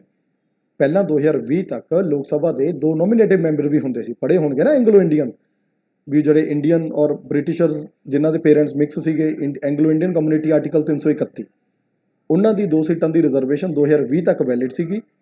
ਮੌਜੂਦਾ ਸਰਕਾਰ ਨੇ ਉਹਨਾਂ ਦੀ ਵੈਲਿਡਿਟੀ ਨੂੰ ਨਹੀਂ ਇੰਕਰੀਜ਼ ਕੀਤਾ, ਤਾਂ ਅੱਜ ਆਪਣੇ ਇੱਥੇ ਜਿਹੜਾ ਹੈ ਹੁਣ ਲੋਕ ਸਭਾ 'ਚ ਕੋਈ ਵੀ ਨੋਮੀਨੇਟਿਡ ਮੈਂਬਰ ਨਹੀਂ ਹੈ, ਤਾਂ ਉਹ ਇਲੈਕਟਿਡ ਮੈਂਬਰ ਹੀ ਆਉਣਗੇ। ਰਾਜ ਸਭਾ ਦੇ 12 ਨੋਮੀਨੇਟਿਡ ਮੈਂਬਰ ਹੈ, ਰਾਸ਼ਟਰਪਤੀ ਨੋਮੀਨੇਟ ਕਰਦਾ, ਤੁਹਾਨੂੰ ਪਤਾ ਹੈ, ਉਹਨਾਂ ਨੂੰ ਵੀ ਨਹੀਂ ਲਿਆ ਜਾਊਗਾ। ਯਾਰ ਰਾਸ਼ਟਰਪਤੀ ਨੇ ਨੋਮੀਨੇਟ ਕੀਤੇ ਹੈ, ਰਾਸ਼ਟਰਪਤੀ ਦੇ ਇਲੈਕਸ਼ਨ 'ਚ ਪਾਰਟੀਸਪੇਟ ਕਰਾ ਰਹੇ ਆਪਾਂ, ਕੱਲ੍ਹ ਨੂੰ ਰਾਸ਼ਟਰਪਤੀ ਇਸ਼ਾਰਾ ਜਿਹਾ ਕਰਦੇ ਵੀ ਪਾ ਦਿਓ ਮੈਨੂੰ ਵੋਟ ਪਾ ਦਿਓ, ਗਲਤ ਹੋ ਜਾਊਗਾ ਕੰਮ, ਨਹੀਂ ਤਾਂ ਉਹ ਵੀ ਨਹੀਂ ਆਉਂਦੇ। ਤਾਂ ਲੋਕ ਸਭਾ ਦੇ ਇਲੈਕਟਿਡ, ਰਾਜ ਸਭਾ ਦੇ ਇਲੈਕਟਿਡ ਮੈਂਬਰ, MLAs, ਇੰਡੀਆ ਦੇ MLA ਜਿੰਨੇ ਇਲੈਕਟਿਡ ਮੈਂਬਰ, MLA ਹੁੰਦਾ ਲੈਜਿਸਲੇਟਿਵ ਅਸੈਂਬਲੀ ਦੇ ਮੈਂਬਰ, ਵਿਧਾਨ ਸਭਾ ਹੁੰਦੀ ਹੈ ਨਾ, ਵਿਧਾਨ ਸਭਾ ਦੇ ਮੈਂਬਰ ਨੂੰ ਆਪਾਂ MLA ਬੋਲਦੇ ਹਾਂ, member of legislative assembly, Vidhan Sabha ਦੇ। ਜਦ ਕਿ ਇੱਕ ਹੁੰਦੀ ਹੈ ਵਿਧਾਨ ਪਰਿਸ਼ਦ, ਹਾਲਾਂਕਿ ਵਿਧਾਨ ਪਰਿਸ਼ਦ ਸਿਰਫ 6 ਸਟੇਟਸ ਵਿੱਚ ਹੈ, ਉੱਤਰ ਪ੍ਰਦੇਸ਼, ਬਿਹਾਰ, ਮਹਾਰਾਸ਼ਟਰ, ਕਰਨਾਟਕ, ਤਮਿਲਨਾਡੂ ਕਹਿ ਗਿਆ, ਤਮਿਲਨਾਡੂ ਨਹੀਂ ਹੈ ਆਪਣਾ, ਆਂਧਰ ਪ੍ਰਦੇਸ਼ ਔਰ ਤੇਲੰਗਾਨਾ, 6 ਸਟੇਟਸ ਦੇ ਵਿੱਚ ਹੈ। ਲੈਜਿਸਲੇਟਿਵ ਕਾਊਂਸਲ ਦੇ ਮੈਂਬਰ ਕਦੀ ਵੀ, ਵਿਧਾਨ ਪਰਿਸ਼ਦ ਦੇ ਮੈਂਬਰ ਕਦੀ ਵੀ ਰਾਸ਼ਟਰਪਤੀ ਦੇ ਇਲੈਕਸ਼ਨ ਪਾਰਟਿਸਿਪੇਟ ਨਹੀਂ ਕਰਦੇ, MLA ਕਰਦੇ ਆ, ਵਿਧਾਨ ਸਭਾ ਦੇ ਕਰਦੇ ਆ। ਹੁਣ ਆ ਰਹੇ ਇਲੈਕਸ਼ਨ 18 ਤਰੀਕ ਨੂੰ, ਲੋਕ ਸਭਾ ਦੇ ਕਰਦੇ ਆ, ਰਾਜ ਸਭਾ ਦੇ ਕਰਦੇ ਆ, ਇਲੈਕਟਿਡ ਮੈਂਬਰ ਕਰਦੇ ਆ। ਦੇਖੋ ਤਾਂ ਇਹਨਾਂ ਨੇ ਕੀ ਪੁੱਛਿਆ ਸੀ, ਉਹ ਕਹਿੰਦੇ which of the following is not include, ਕੌਣ ਇੰਕਲੂਡ ਨਹੀਂ ਹੈ, ਤਾਂ ਇਹ ਆਪਸ਼ਨ ਆਊਗੀ। ਵਿਧਾਨ ਪਰਿਸ਼ਦ ਦੇ ਮੈਂਬਰ ਨਹੀਂ ਪਾਰਟਿਸਿਪੇਟ ਕਰਦੇ, ਇਕੱਲੇ MLA ਔਰ ਲੋਕ ਸਭਾ, ਰਾਜ ਸਭਾ ਦੇ MP, ਇਲੈਕਟਿਡ MP ਉਹ ਕਰਨਗੇ ਜੀ। ਪੂਰਾ ਚੈਪਟਰ ਹੈ, ਕਲਾਸ 'ਚ ਸਾਰਾ ਬਹੁਤ ਡਿਟੇਲ 'ਚ ਕਰਾਇਆ ਹੋਇਆ ਹੈ। ਜਿਹੜੇ ਪੜ੍ਹੇ ਹੋਏ ਆ, ਜਿਹੜੀ ਵੀਡੀਓ ਦੇਖ ਰਹੇ ਉਹਨਾਂ ਨੂੰ ਸਾਰਾ ਨੋਟਸ ਖੋਲ੍ਹੋ ਆਪਦਾ, ਦੇਖੋ ਸਾਰਾ ਲਿਖਾਇਆ ਹੋਇਆ ਜੀ।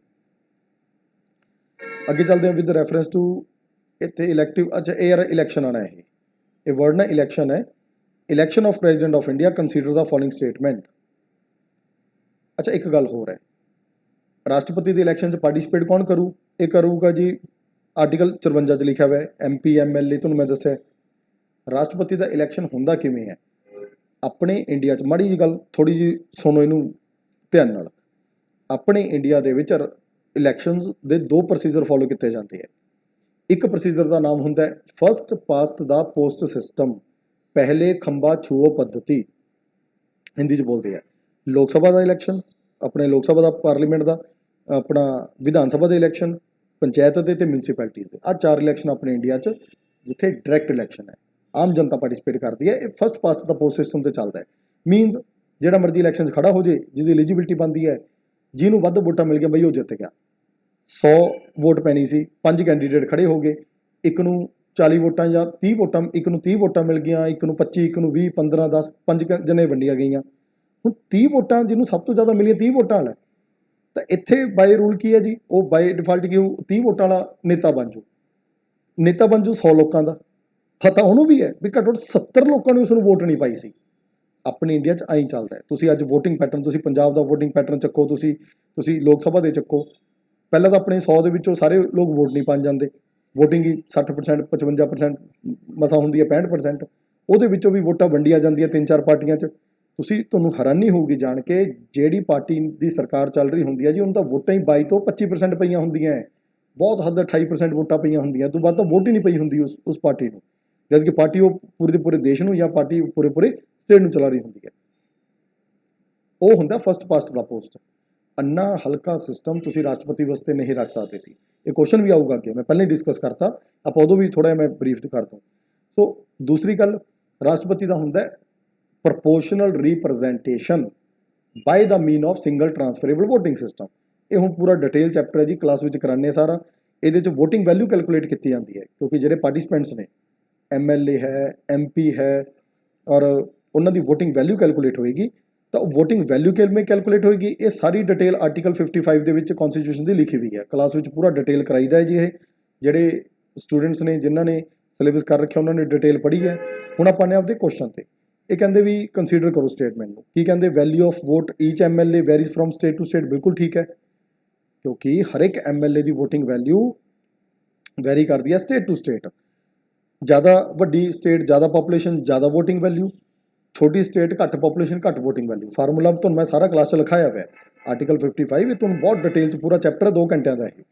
ਹੁਣ ਇੱਥੇ ਟੈਸਟ ਸੀਰੀਜ਼ ਵਿੱਚ ਮੈਂ ਇੰਨਾ ਤੁਹਾਨੂੰ ਜ਼ਰੂਰ ਦੱਸ ਰਿਹਾ ਵੀ ਇਹਨੂੰ ਤੁਸੀਂ ਆਪਦੇ ਲੈਵਲ 'ਤੇ ਵੀ ਦੇਖੋਗੇ ਤਾਂ MLA ਦੀ ਵੋਟਿੰਗ ਵੈਲਿਊ ਕੈਲਕੂਲੇਟ ਕੀਤੀ ਜਾਂਦੀ ਹੈ ਟੋਟਲ ਸਟੇਟ ਦੀ ਪਾਪੂਲੇਸ਼ਨ ਲੈ ਕੇ। ਉਹਨੂੰ ਡਿਵਾਈਡ ਕੀਤਾ ਜਾਂਦਾ MLAs, ਨੰਬਰ ਆਫ MLAs ਨਾਲ, ਇਨਟੂ ਕੀਤਾ ਜਾਂਦਾ 1/1000।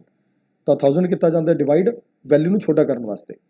ਸਟੇਟ ਟੂ ਸਟੇਟ ਵੈਰੀ ਕਰੇਗੀ। ਯੂਪੀ ਦੇ MLA ਦੀ ਵੋਟਿੰਗ ਵੈਲਿਊ ਡੈਫੀਨੇਟਲੀ ਜ਼ਿਆਦਾ ਹੋਊਗੀ, ਪੰਜਾਬ ਵਾਲੇ ਦੀ ਡੈਫੀਨੇਟਲੀ ਘੱਟ ਹੋਊਗੀ। ਦੂਸਰਾ, value of vote of MP of Lok Sabha is more than the value of MP of Rajya Sabha. ਇਹ ਕਹਿੰਦੇ ਲੋਕ ਸਭਾ ਦੇ MP ਦੀ ਵੋਟਿੰਗ ਵੈਲਿਊ ਰਾਜ ਸਭਾ ਦੇ MP ਦੀ ਵੋਟਿੰਗ ਵੈਲਿਊ ਨਾਲੋਂ ਘੱਟ ਹੈ। ਇਹ ਗਲਤ ਹੋ ਗਿਆ ਜੀ, ਇਹ ਵੀ ਤੁਹਾਨੂੰ ਪਤਾ ਹੈ, ਤੁਸੀਂ ਟੌਪਿਕ ਪੜ੍ਹਿਆ, ਇਹ ਗਲਤ ਹੋ ਗਿਆ। ਸਾਰੇ ਦੇ ਸਾਰੇ MP ਇੱਕ ਵਰਗੇ ਨੇ।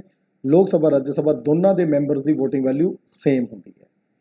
ਸਟੇਟਮੈਂਟ ਪਾਤੀ ਨਾ ਵੀ ਡਿਫਰੈਂਟ ਹੁੰਦੀ ਹੈ, ਜਾਂ ਲੋਕ ਸਭਾ ਦੀ ਜ਼ਿਆਦਾ ਹੁੰਦੀ ਹੈ ਰਾਜ ਸਭਾ ਨਾਲੋਂ, ਨਹੀਂ, ਸੇਮ ਹੁੰਦੀ ਹੈ। ਦੂਸਰੀ ਸਟੇਟਮੈਂਟ ਗਲਤ ਹੋਊਗੀ, ਪਹਿਲੀ ਠੀਕ ਹੈ। ਇੱਥੇ ਆਨਸਰ ਓਨਲੀ 1 ਬਣੂਗਾ ਜੀ। ਸੋ ਮੇਰੇ ਅਕੋਰਡਿੰਗ ਇੱਥੇ ਆਨਸਰ ਓਨਲੀ 1 ਬਣੂਗਾ।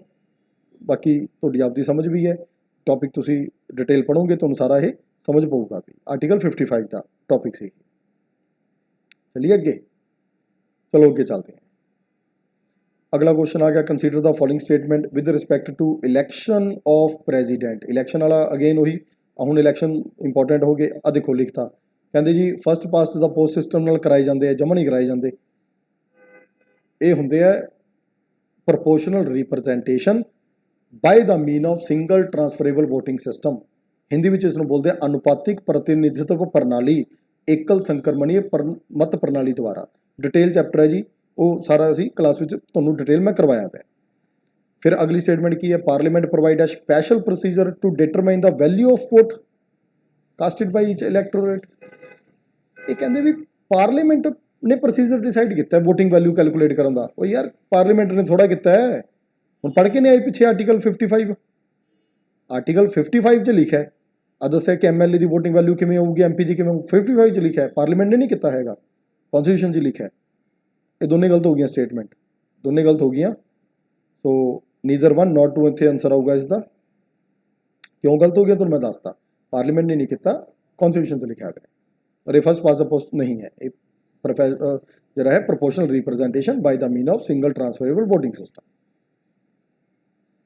President hold office term of 5 year, हाँ जी बिल्कुल करता है, 58 में लिखा हुआ है।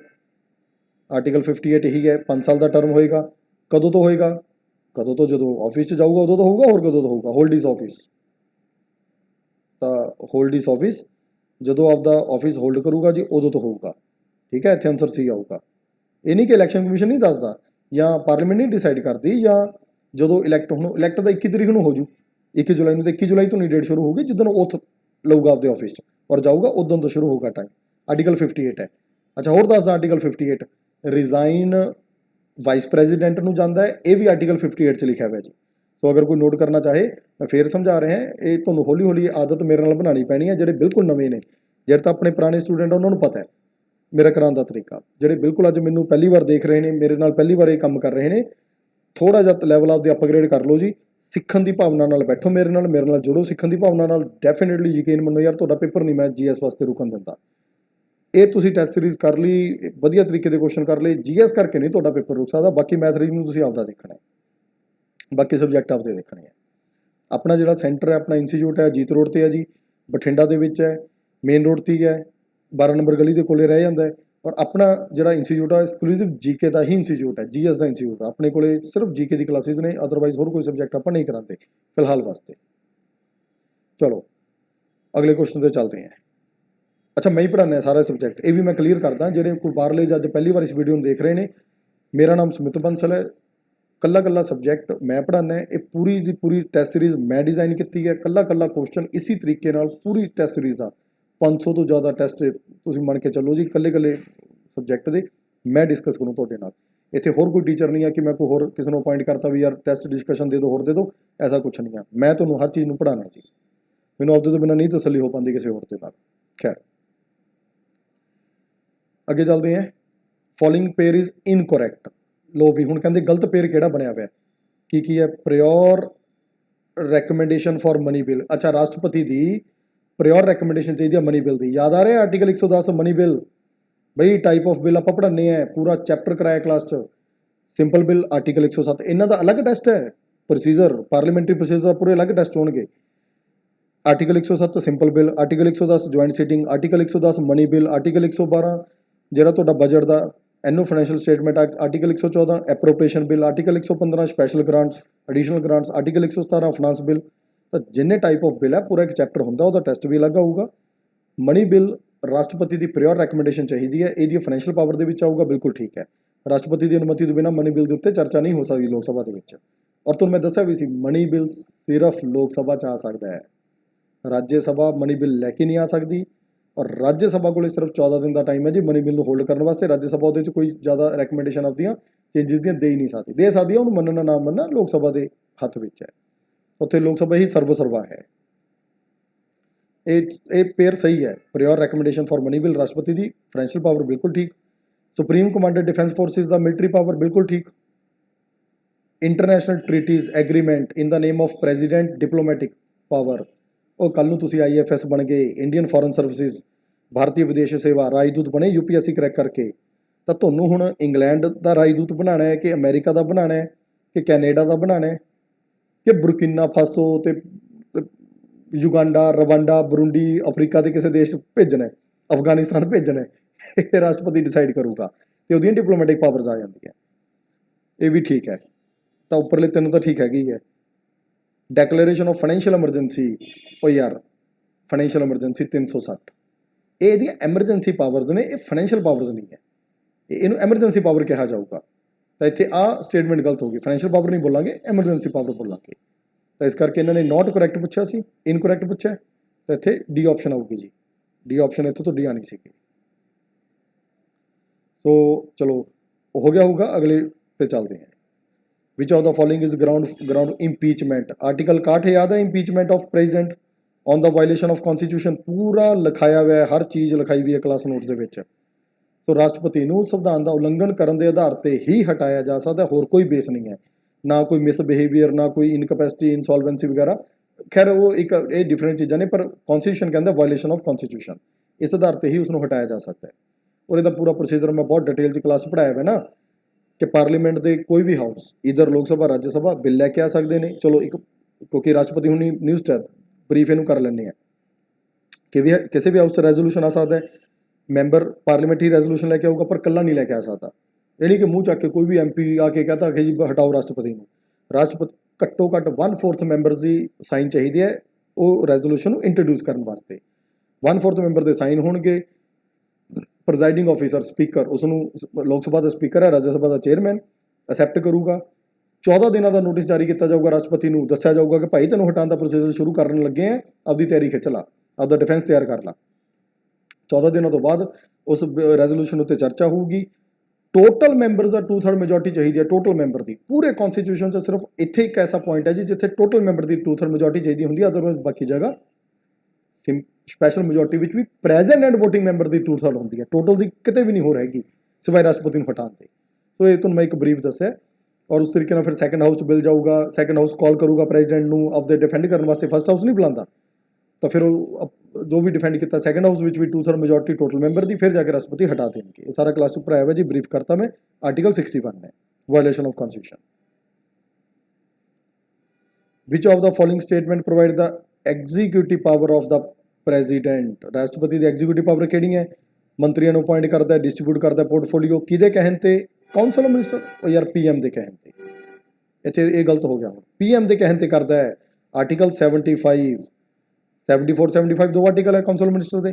75 ਕਹਿੰਦਾ ਹੈ ਕਿ ਪ੍ਰਧਾਨ ਮੰਤਰੀ ਹੈੱਡ ਹੋਏਗਾ, ਪ੍ਰਾਈਮ ਮਿਨਿਸਟਰ ਹੈੱਡ ਹੋਏਗਾ ਕਾਉਂਸਲ ਮਿਨਿਸਟਰ ਦਾ, ਮੰਤਰੀ ਮੰਡਲ ਦਾ, ਤੇ ਮੰਤਰੀ ਮੰਡਲ ਦੇ ਸਾਰੇ ਸਦੱਸਿਆਂ ਦੀ ਨਿਯੁਕਤੀ all ministers are appointed on the recommendation of prime minister. ਪ੍ਰਧਾਨ ਮੰਤਰੀ ਦੇ ਕਹਿਣ ਤੇ ਹੀ ਬਾਕੀ ਮੰਤਰੀ ਲਗਾਏ ਜਾਣਗੇ, ਤਾਂ ਕਾਉਂਸਲ ਮਿਨਿਸਟਰ ਦੇ ਕਹਿਣ ਤੇ ਨਹੀਂ ਲੱਗਣਗੇ, ਪ੍ਰਧਾਨ ਮੰਤਰੀ ਦੇ ਕਹਿਣ ਤੇ ਲੱਗਣਗੇ। ਆ ਸਟੇਟਮੈਂਟ ਗਲਤ ਹੋ ਗਈ ਪਹਿਲੀ।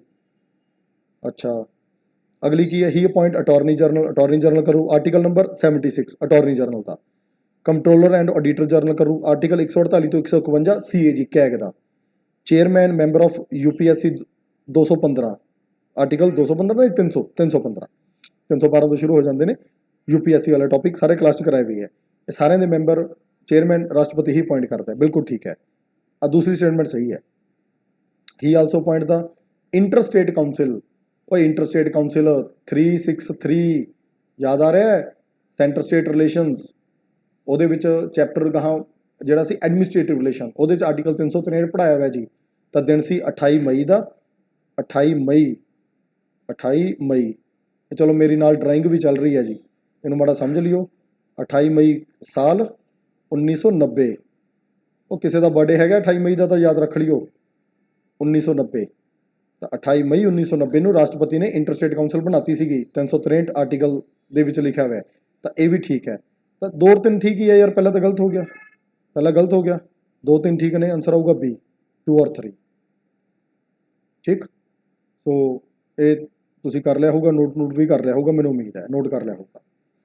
ਕਿਹੜੀਆਂ ਸਟੇਟਮੈਂਟ ਕਰੈਕਟ ਹੈ ਜੀ? ਧਿਆਨ ਰੱਖੋ, ਹੁਣ ਕਰੈਕਟ ਵਾਲੀ ਆਪਾਂ ਦੇਖਣੀ ਹੈ। ਅਗਲਾ ਕੁਐਸਚਨ ਹੈ, ਕਹਿੰਦੇ president, vice president, governor, cabinet minister ਨੂੰ ਡਿਬਾਰਡ ਕੀਤਾ ਜਾ ਸਕਦਾ। ਬਈ ਡਿਬਾਰਡ ਕਰਨ ਦਾ ਮਤਲਬ ਹੁੰਦਾ ਰੋਕਣਾ, ਕਿਸੇ ਕੰਮ ਤੋਂ ਰੋਕਣਾ। ਕਾਸ ਤੋਂ ਰੋਕਣਾ? Become a candidate for contesting the election of president. ਕਹਿੰਦੇ ਜਿਹੜਾ ਬੰਦਾ ਆਲਰੇਡੀ ਰਾਸ਼ਟਰਪਤੀ ਹੈ ਜਾਂ ਉਪ ਰਾਸ਼ਟਰਪਤੀ ਹੈ ਜਾਂ ਕੋਈ ਗਵਰਨਰ ਹੈ ਜਾਂ ਕੋਈ ਮੰਤਰੀ ਹੈ, ਉਹਨੂੰ ਰੋਕਿਆ ਜਾ ਸਕਦਾ ਹੈ ਰਾਸ਼ਟਰਪਤੀ ਬਣਨ ਤੋਂ। ਜਮਾ ਗਲਤ ਹੈ, ਜਮਾ ਨਹੀਂ ਰੋਕਿਆ ਜਾ ਸਕਦਾ।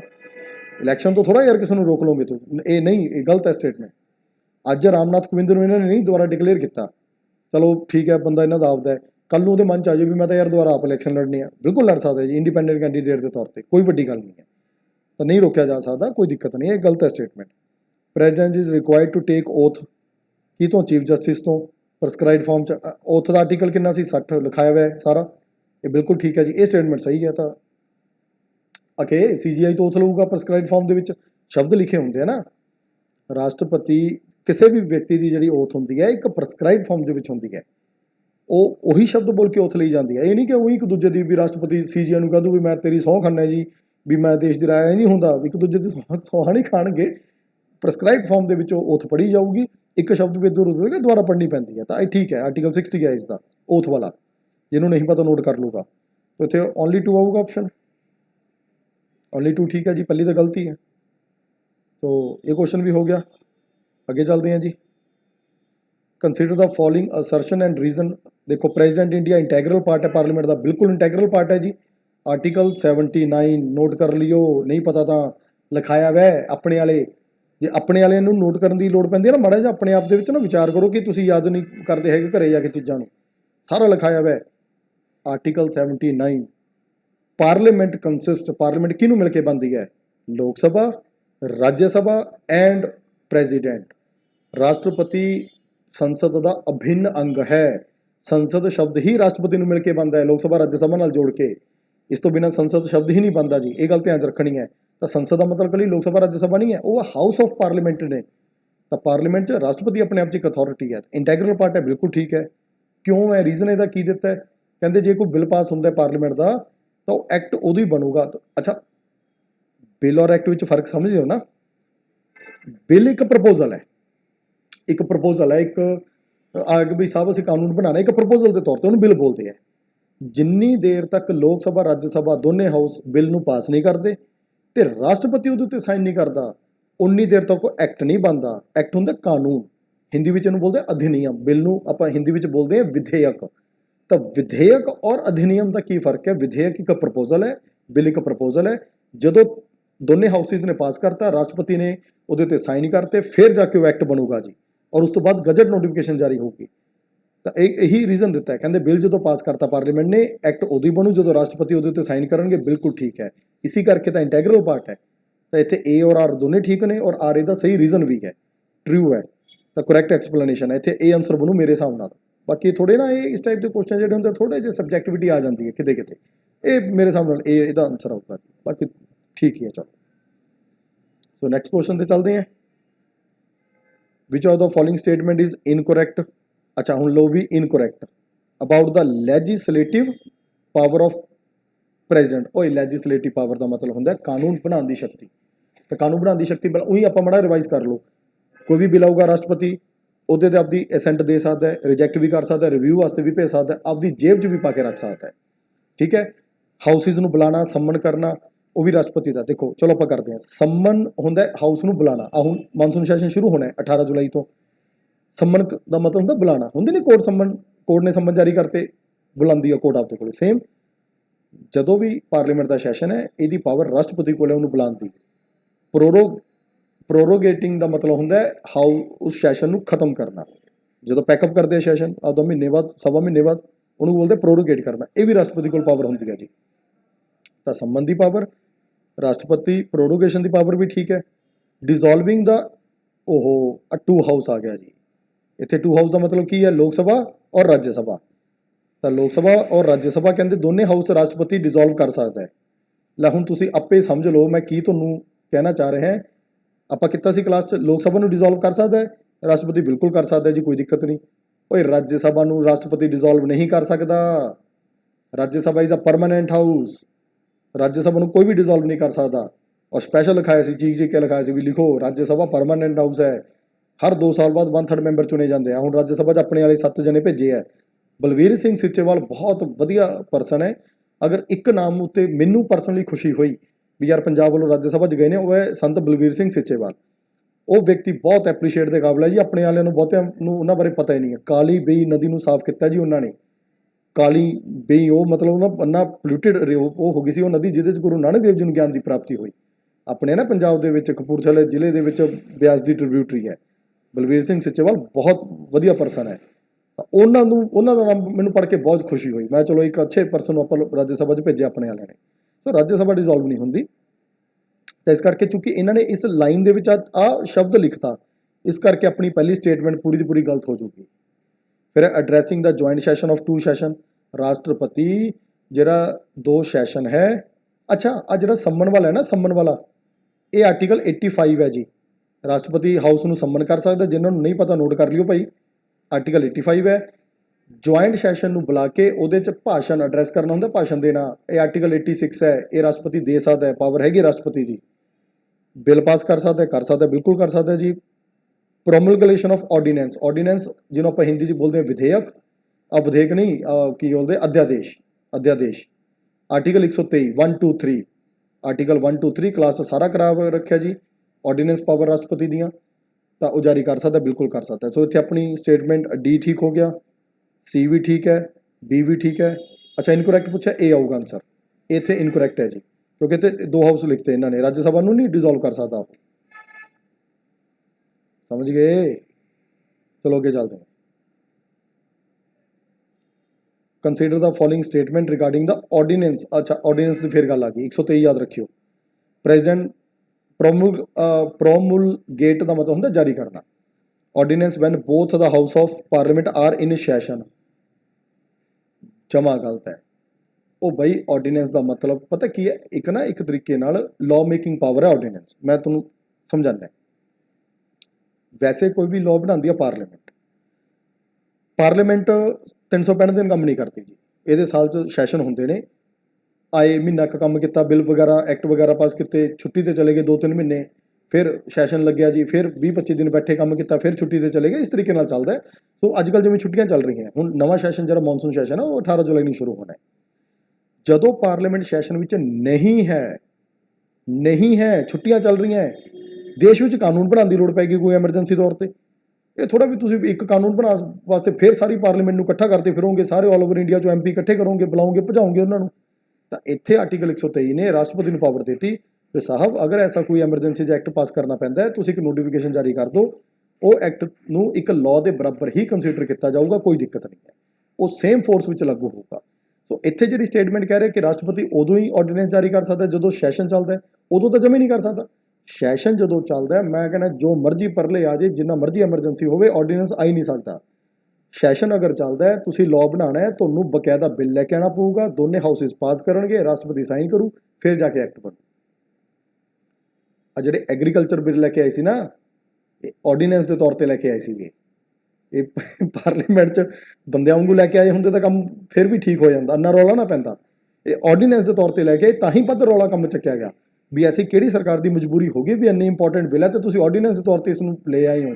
ਕਿਉਂਕਿ ਜਿਹੜਾ ਆਰਡੀਨੈਂਸ ਦੇ ਤੌਰ ਤੇ ਬਿੱਲ ਆਉਂਦਾ ਹੈ, ਉਹਦਾ ਫੋਰਸ, ਉਹਦਾ ਇਫੈਕਟ ਸੇਮ ਹੁੰਦਾ ਜਿਵੇਂ ਕਿ ਉਸ ਨੂੰ ਐਕਟ ਪਾਰਲੀਮੈਂਟ ਨੇ ਪਾਸ ਕੀਤਾ ਹੈ। ਸੈਕੰਡ ਸਟੇਟਮੈਂਟ ਬਿਲਕੁਲ ਠੀਕ ਹੈ। It has the same force and effect as an act passed by the parliament under its legislative powers. ਆਪਦੀ ਲੈਜਿਸਲੇਟਿਵ ਪਾਵਰ ਦਾ ਇਸਤੇਮਾਲ ਕਰਕੇ ਇਹਨਾਂ ਨੇ ਜੋ ਵੀ ਉਹਨੂੰ ਪਾਸ ਕੀਤਾ ਜੀ, ਉਹ ਬਰਾਬਰ ਲਾਅ ਦਾ ਪਾਵਰ ਰੱਖਦਾ ਆਰਡੀਨੈਂਸ। ਉਹ ਤਾਂ ਹੀ ਦਾ ਰੌਲਾ ਵੱਧ ਪੈ ਗਿਆ। ਇਹ ਆਪਣੇ ਐਗਰੀਕਲਚਰ ਕੋ ਤਾਂ ਗਿਆ, ਚਲੋ ਹੁਣ ਮੁੱਦਾ ਹੀ ਖਤਮ ਹੋ ਗਿਆ, ਉਹ ਤਾਂ ਐਕਟ ਵਗੈਰਾ ਵਾਪਸੀ ਲੈ ਲੈ ਹੁੰਦਾ। ਸੋ ਦੂਸਰੀ ਸਟੇਟਮੈਂਟ ਸਹੀ ਹੈ, ਪਹਿਲੀ ਗਲਤ ਹੈ। ਇਹ ਕੀ ਪੁੱਛਿਆ ਇਹਨਾਂ ਨੇ? ਅੱਛਾ, ਕੰਸੀਡਰ ਕਰਨ ਨੂੰ ਕਿਹਾ ਹਾਲੇ ਤਾਂ। ਤੀਸਰੀ ਸਟੇਟਮੈਂਟ ਕੀ ਹੈ? ਕਹਿੰਦੇ ਜੀ ਆਰਡੀਨੈਂਸ ਜਿਹੜਾ ਹੈ ਉਹ ਪ੍ਰੈਜ਼ੀਡੈਂਟ ਨੇ ਜਦੋਂ ਪਾਸ ਕਰਤਾ, ਮਤਲਬ ਜਾਰੀ ਕਰਤਾ, ਤਾਂ ਉਸ ਤੋਂ ਬਾਅਦ 6 ਹਫ਼ਤਿਆਂ ਦੇ ਅੰਦਰ ਅੰਦਰ ਉਹਨੂੰ ਪਾਰਲੀਮੈਂਟ ਅਪਰੂਵ ਕਰੇ, ਜਦੋਂ ਪਾਰਲੀਮੈਂਟ ਛੁੱਟੀਆਂ ਤੋਂ ਬਾਅਦ ਦੁਬਾਰਾ ਨਵਾਂ ਮਿਲੂਗੀ। ਬਿਲਕੁਲ ਠੀਕ ਹੈ, ਕਲਾਸ 'ਚ ਪੜ੍ਹਾਇਆ ਪਿਆ ਤੁਹਾਨੂੰ। ਮੈਂ ਦੱਸਿਆ ਸੀ ਕੋਈ ਵੀ ਇਹ ਸਟੇਟਮੈਂਟ ਸਹੀ ਹੈ। ਇੱਕ ਗੱਲ ਹੋਰ ਦੱਸਦਾ, ਇਹਨਾਂ ਕੁਐਸਚਨ ਟਾਈਪ ਕਰਦੇ ਸਮੇਂ ਥੋੜ੍ਹੀ ਜਿਹੀ ਇੱਥੇ ਕਲੈਰੀਕਲ ਮਿਸਟੇਕ ਜਾਂ ਟਾਈਪਿੰਗ ਮਿਸਟੇਕ ਹੋ ਗਈ ਜੀ। ਇੱਥੇ ਨਾ ਓਨਲੀ 1 ਆਪਸ਼ਨ ਆਣੀ ਸੀਗੀ, ਇੱਥੇ ਆਣੀ ਸੀ ਓਨਲੀ 1, ਕਿਉਂਕਿ ਇਹਨਾਂ ਨੇ ਕੀ ਪੁੱਛਿਆ? ਇਨਕਰੈਕਟ ਪੁੱਛਿਆ। ਇਨਕਰੈਕਟ ਵੀ ਇਨਕਰੈਕਟ ਸਟੇਟਮੈਂਟ ਕਿਹੜੀ ਹੈ? ਤਾਂ ਇਨਕਰੈਕਟ ਨਾ ਕੱਲੀ ਪਹਿਲੀ ਬਣਦੀ ਹੈ, ਦੂਸਰੀ ਵੀ ਸਹੀ ਹੈ, ਤੀਸਰੀ ਸਹੀ ਹੈ। ਇਹ ਵੀ ਮੈਂ ਦੱਸਦਾ, ਜਦੋਂ ਆਰਡੀਨੈਂਸ ਉਦੋਂ ਹੀ ਆਉਂਦਾ ਜਦੋਂ ਛੁੱਟੀਆਂ ਚੱਲਦੀਆਂ। ਸਵਾਲ ਇਹ ਹੈ ਕਿ ਆਰਡੀਨੈਂਸ ਲਾਗੂ ਕਿੰਨਾ ਟਾਈਮ ਰਹੂਗਾ? ਛੁੱਟੀਆਂ ਦੇ ਸਮੇਂ ਰਹੂਗਾ, ਪਲੱਸ ਜਿੱਦਣ ਨਵਾਂ ਸੈਸ਼ਨ ਸ਼ੁਰੂ ਹੋ ਗਿਆ ਉਹਦੇ ਪਹਿਲੇ ਦਿਨ ਤੋਂ 6 ਹਫ਼ਤੇ, ਤਾਂ ਕਿ ਪਾਰਲੀਮੈਂਟ 'ਚ ਬਕਾਇਦਾ ਬਿੱਲ ਦੇ ਤੌਰ ਤੇ ਲੈ ਕੇ ਆਓ। 6 ਹਫ਼ਤੇ, ਡੇਢ ਮਹੀਨਾ। ਜੇ 6 ਹਫ਼ਤਿਆਂ ਦੇ ਵਿੱਚ ਪਾਰਲੀਮੈਂਟ ਉਹ ਪਾਸ ਨਹੀਂ ਕਰਦੀ, ਉਹਦੀ ਵੈਲਿਡਿਟੀ ਖਤਮ ਹੋ ਜਾਂਦੀ ਆਰਡੀਨੈਂਸ, ਫਿਰ ਆਰਡੀਨੈਂਸ ਲਾਗੂ ਨਹੀਂ ਰਹੂਗਾ। ਇਸ ਕਰਕੇ ਉਹ ਕਹਿੰਦਾ ordinance promulgated by president need to be approved within 6 week of reassembly of both the house of parliament. ਇਹਨੂੰ ਜ਼ਰੂਰੀ ਹੈ, ਜੇ ਉਹ ਐਕਟ ਪਰਮਾਨੈਂਟ ਬਣਨਾ ਚਾਹੁੰਦਾ ਹੈ। ਜੇ ਉਹ ਨਹੀਂ ਵੀ ਬਣਦਾ ਤਾਂ ਫਿਰ ਉਹ ਆਰਡੀਨੈਂਸ ਲਾਗੂ ਨਹੀਂ ਰਹੂਗਾ, ਖਤਮ ਹੋ ਜਾਊਗਾ ਉਹ। ਤਾਂ ਇਨਕਰੈਕਟ ਕੱਲੀ ਪਹਿਲੀ ਸੀ, ਦੋਨੇ ਬਾਕੀ ਠੀਕ ਹੈ, ਦੋਨੇ ਸਟੇਟਮੈਂਟ ਸਹੀ ਹੈ। ਓਨਲੀ 1 ਇੱਥੇ ਆਪਸ਼ਨ ਆਊਗੀ, ਸੀ ਆਊਗੀ ਆਪਸ਼ਨ। ਮਨੀ ਬਿੱਲ ਆਰਟੀਕਲ 110 ਦੁਆਰਾ ਯਾਦ ਦਵਾਤਾ, ਕੱਲਾ ਲੋਕ ਸਭਾ 'ਚ ਆ ਸਕਦਾ ਜੀ। ਅੱਛਾ, ਇਹ ਵੀ ਤੁਹਾਨੂੰ ਮੈਂ ਦੱਸਦਾ, ਰਾਜ ਸਭਾ 'ਚ ਆ ਹੀ ਨਹੀਂ ਸਕਦਾ। Introduce in Lok Sabha without, can not be introduce without prior recommendation of president. ਰਾਸ਼ਟਰਪਤੀ ਦੀ ਅਨੁਮਤੀ ਚਾਹੀਦੀ ਹੈ।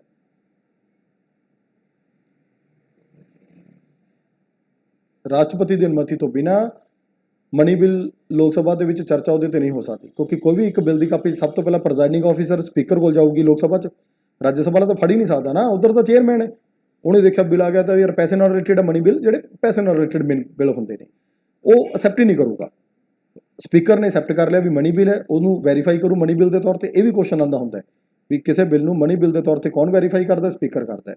ਉਹਨੇ ਉਸ ਨੂੰ ਵੈਰੀਫਾਈ ਕਰਤਾ ਕਿ ਮਨੀ ਬਿੱਲ ਹੈ ਜੀ। ਫਿਰ ਉਸ ਤੋਂ ਬਾਅਦ ਰਾਸ਼ਟਰਪਤੀ ਕੋਲ ਜਾਊਗਾ, ਰਾਸ਼ਟਰਪਤੀ ਉਹਦੇ ਉੱਤੇ ਸਾਈਨ ਕਰਨਗੇ, ਪ੍ਰਿਓਰ ਅਪਰੂਵਲ ਦੇਣਗੇ, ਫਿਰ ਉਹ ਲੋਕ ਸਭਾ 'ਚ ਇੰਟਰੋਡਿਊਸ ਹੋ ਗਏ, ਉਹਦੇ ਉੱਤੇ ਚਰਚਾ ਚੱਲੂਗੀ। ਸੋ ਇੱਥੇ ਆਨਸਰ ਆਊਗਾ ਪ੍ਰੈਜ਼ੀਡੈਂਟ। ਮਨੀ ਬਿੱਲ ਆਰਟੀਕਲ 110 ਯਾਦ ਰੱਖ ਲਓ। In which of the following matter president of India has ਐਕਸਰਸਾਈਜ਼ਡ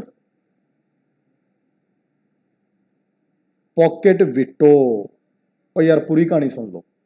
ਇਹਦਾ answer Indian post office bill ਆਊਗਾ। ਇਹ ਮੈਂ ਪੂਰੀ ਕਲਾਸ 'ਚ ਤੁਹਾਨੂੰ ਵਧੀਆ ਡਿਟੇਲ 'ਚ ਕਹਾਣੀ ਸੁਣਾਈ ਗਈ ਹੈ।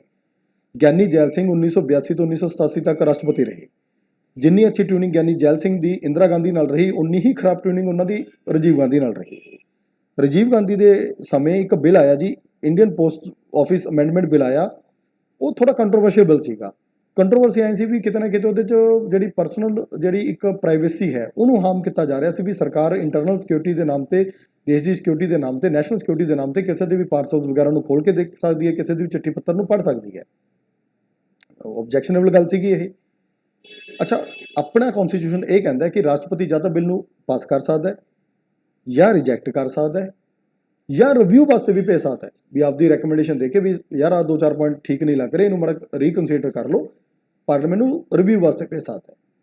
ਪਰ ਦਿੱਕਤ ਇਹ ਹੈ ਕਿ ਜੇ ਬਿੱਲ ਚਲਾ ਗਿਆ ਰਿਵਿਊ ਵਾਸਤੇ ਤੇ ਪਾਰਲੀਮੈਂਟ ਕੋਲੇ ਹੁੰਦੇ 6 ਮਹੀਨੇ ਦਾ ਟਾਈਮ ਉਹਨੂੰ ਰਿਵਿਊ ਕਰਨ ਵਾਸਤੇ, ਤੇ ਜੇ ਪਾਰਲੀਮੈਂਟ ਨੇ ਉਸ ਨੂੰ ਦੁਬਾਰਾ ਐਜ਼ ਇਟ ਪਾਸ ਕਰਕੇ ਵਾਪਿਸ ਭੇਜਤਾ, ਕੋਈ ਚੇਂਜ ਨਹੀਂ ਕੀਤੀ, ਰਾਸ਼ਟਰਪਤੀ ਦੀ ਕੋਈ ਗੱਲ ਨਹੀਂ ਮੰਨੀ, ਰਾਸ਼ਟਰਪਤੀ ਬਾਉਂਡ ਹੈ ਬਿੱਲ ਪਾਸ ਕਰਨ ਵਾਸਤੇ, president is bound to pass the bill after review.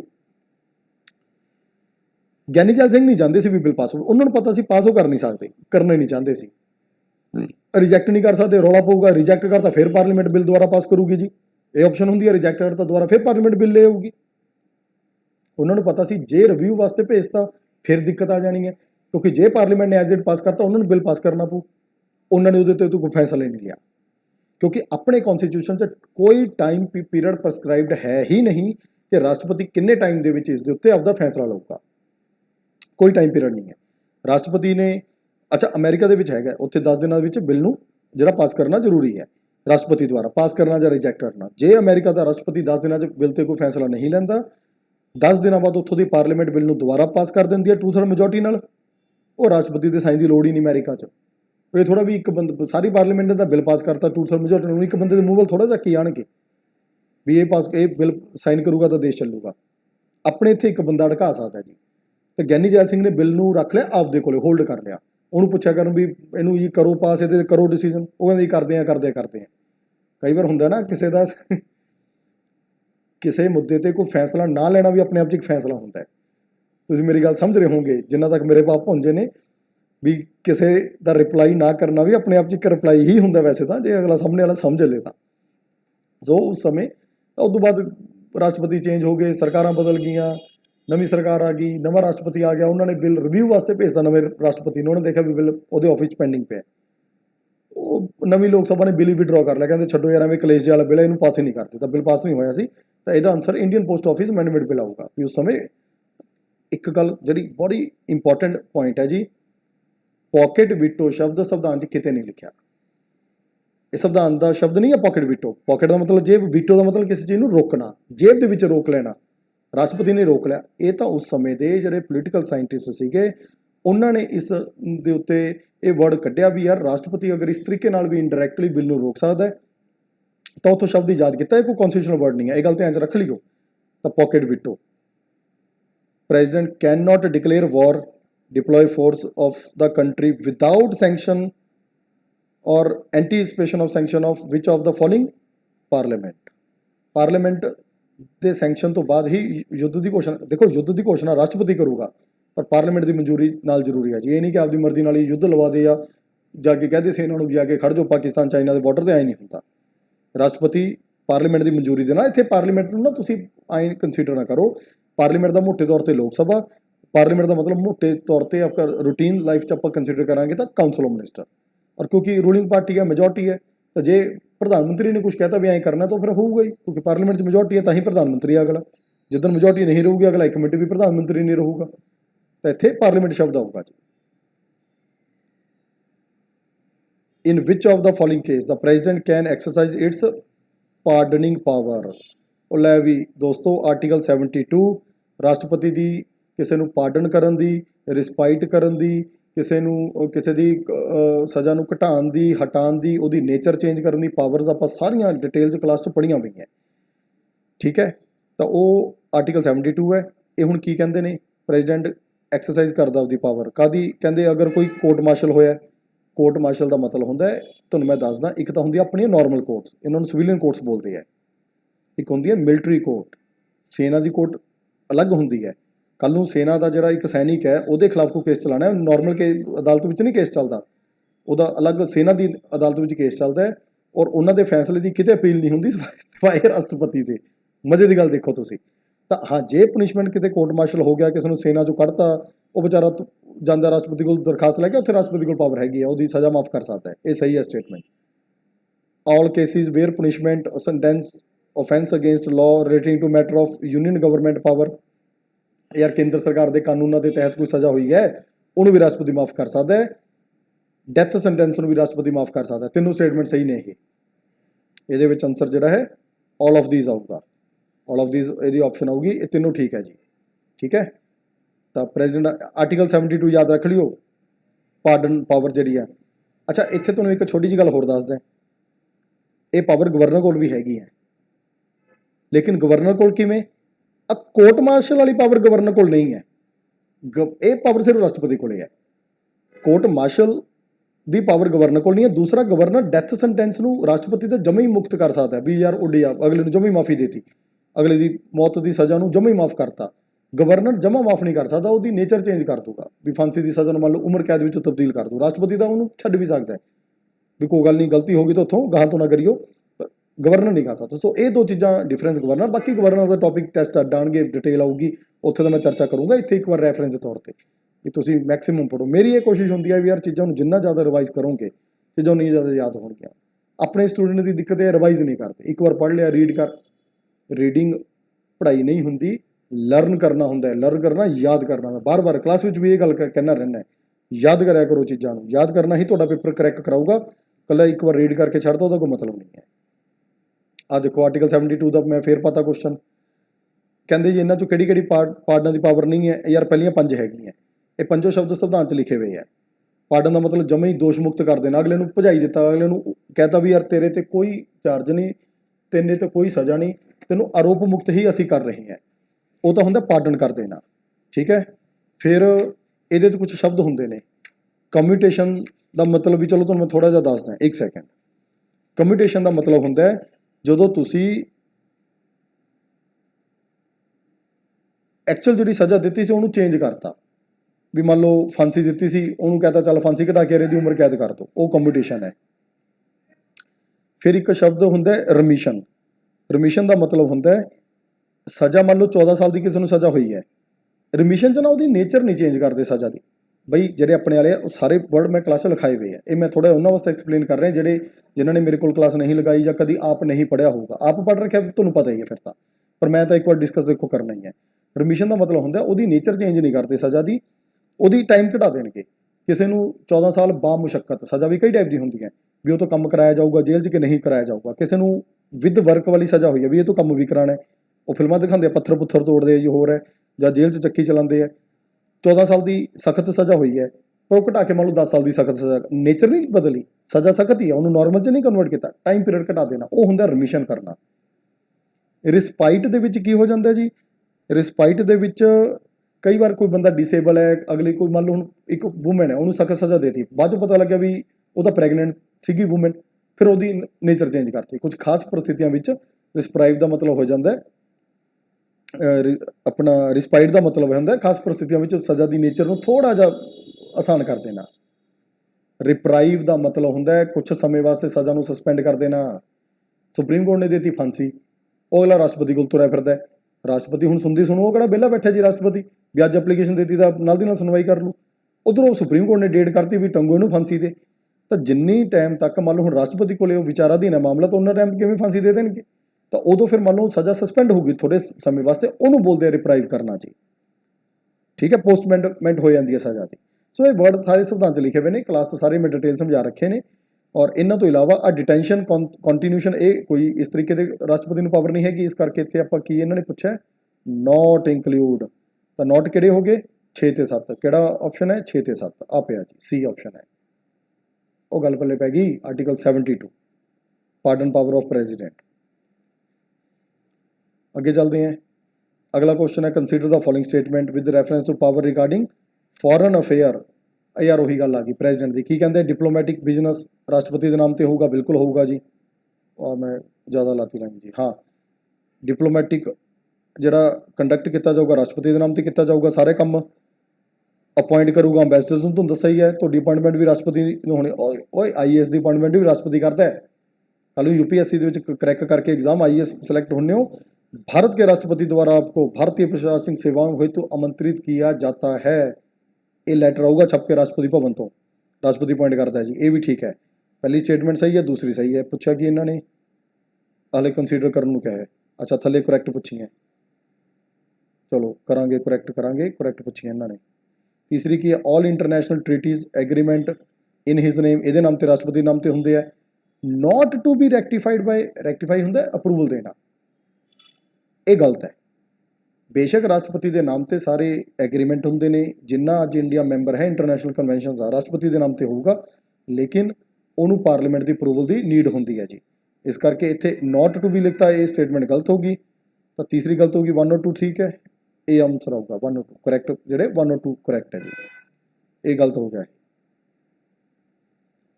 ਕਿਹੜੀ ਕੌਨਸਟੀਟਿਊਸ਼ਨਲ ਅਮੈਂਡਮੈਂਟ ਸੀ ਜਿਹਦੇ ਵਿੱਚ ਰਾਸ਼ਟਰਪਤੀ ਨੂੰ ਬਾਉਂਡ ਕਰ ਦਿੱਤਾ ਗਿਆ ਕਾਉਂਸਲ ਆਫ ਮਿਨਿਸਟਰ ਦੇ ਮੁਤਾਬਕ ਕੰਮ ਕਰਨ ਵਾਸਤੇ? ਆਲਰੇਡੀ ਦੱਸ ਚੁੱਕਿਆ, ਇੰਦਰਾ ਗਾਂਧੀ।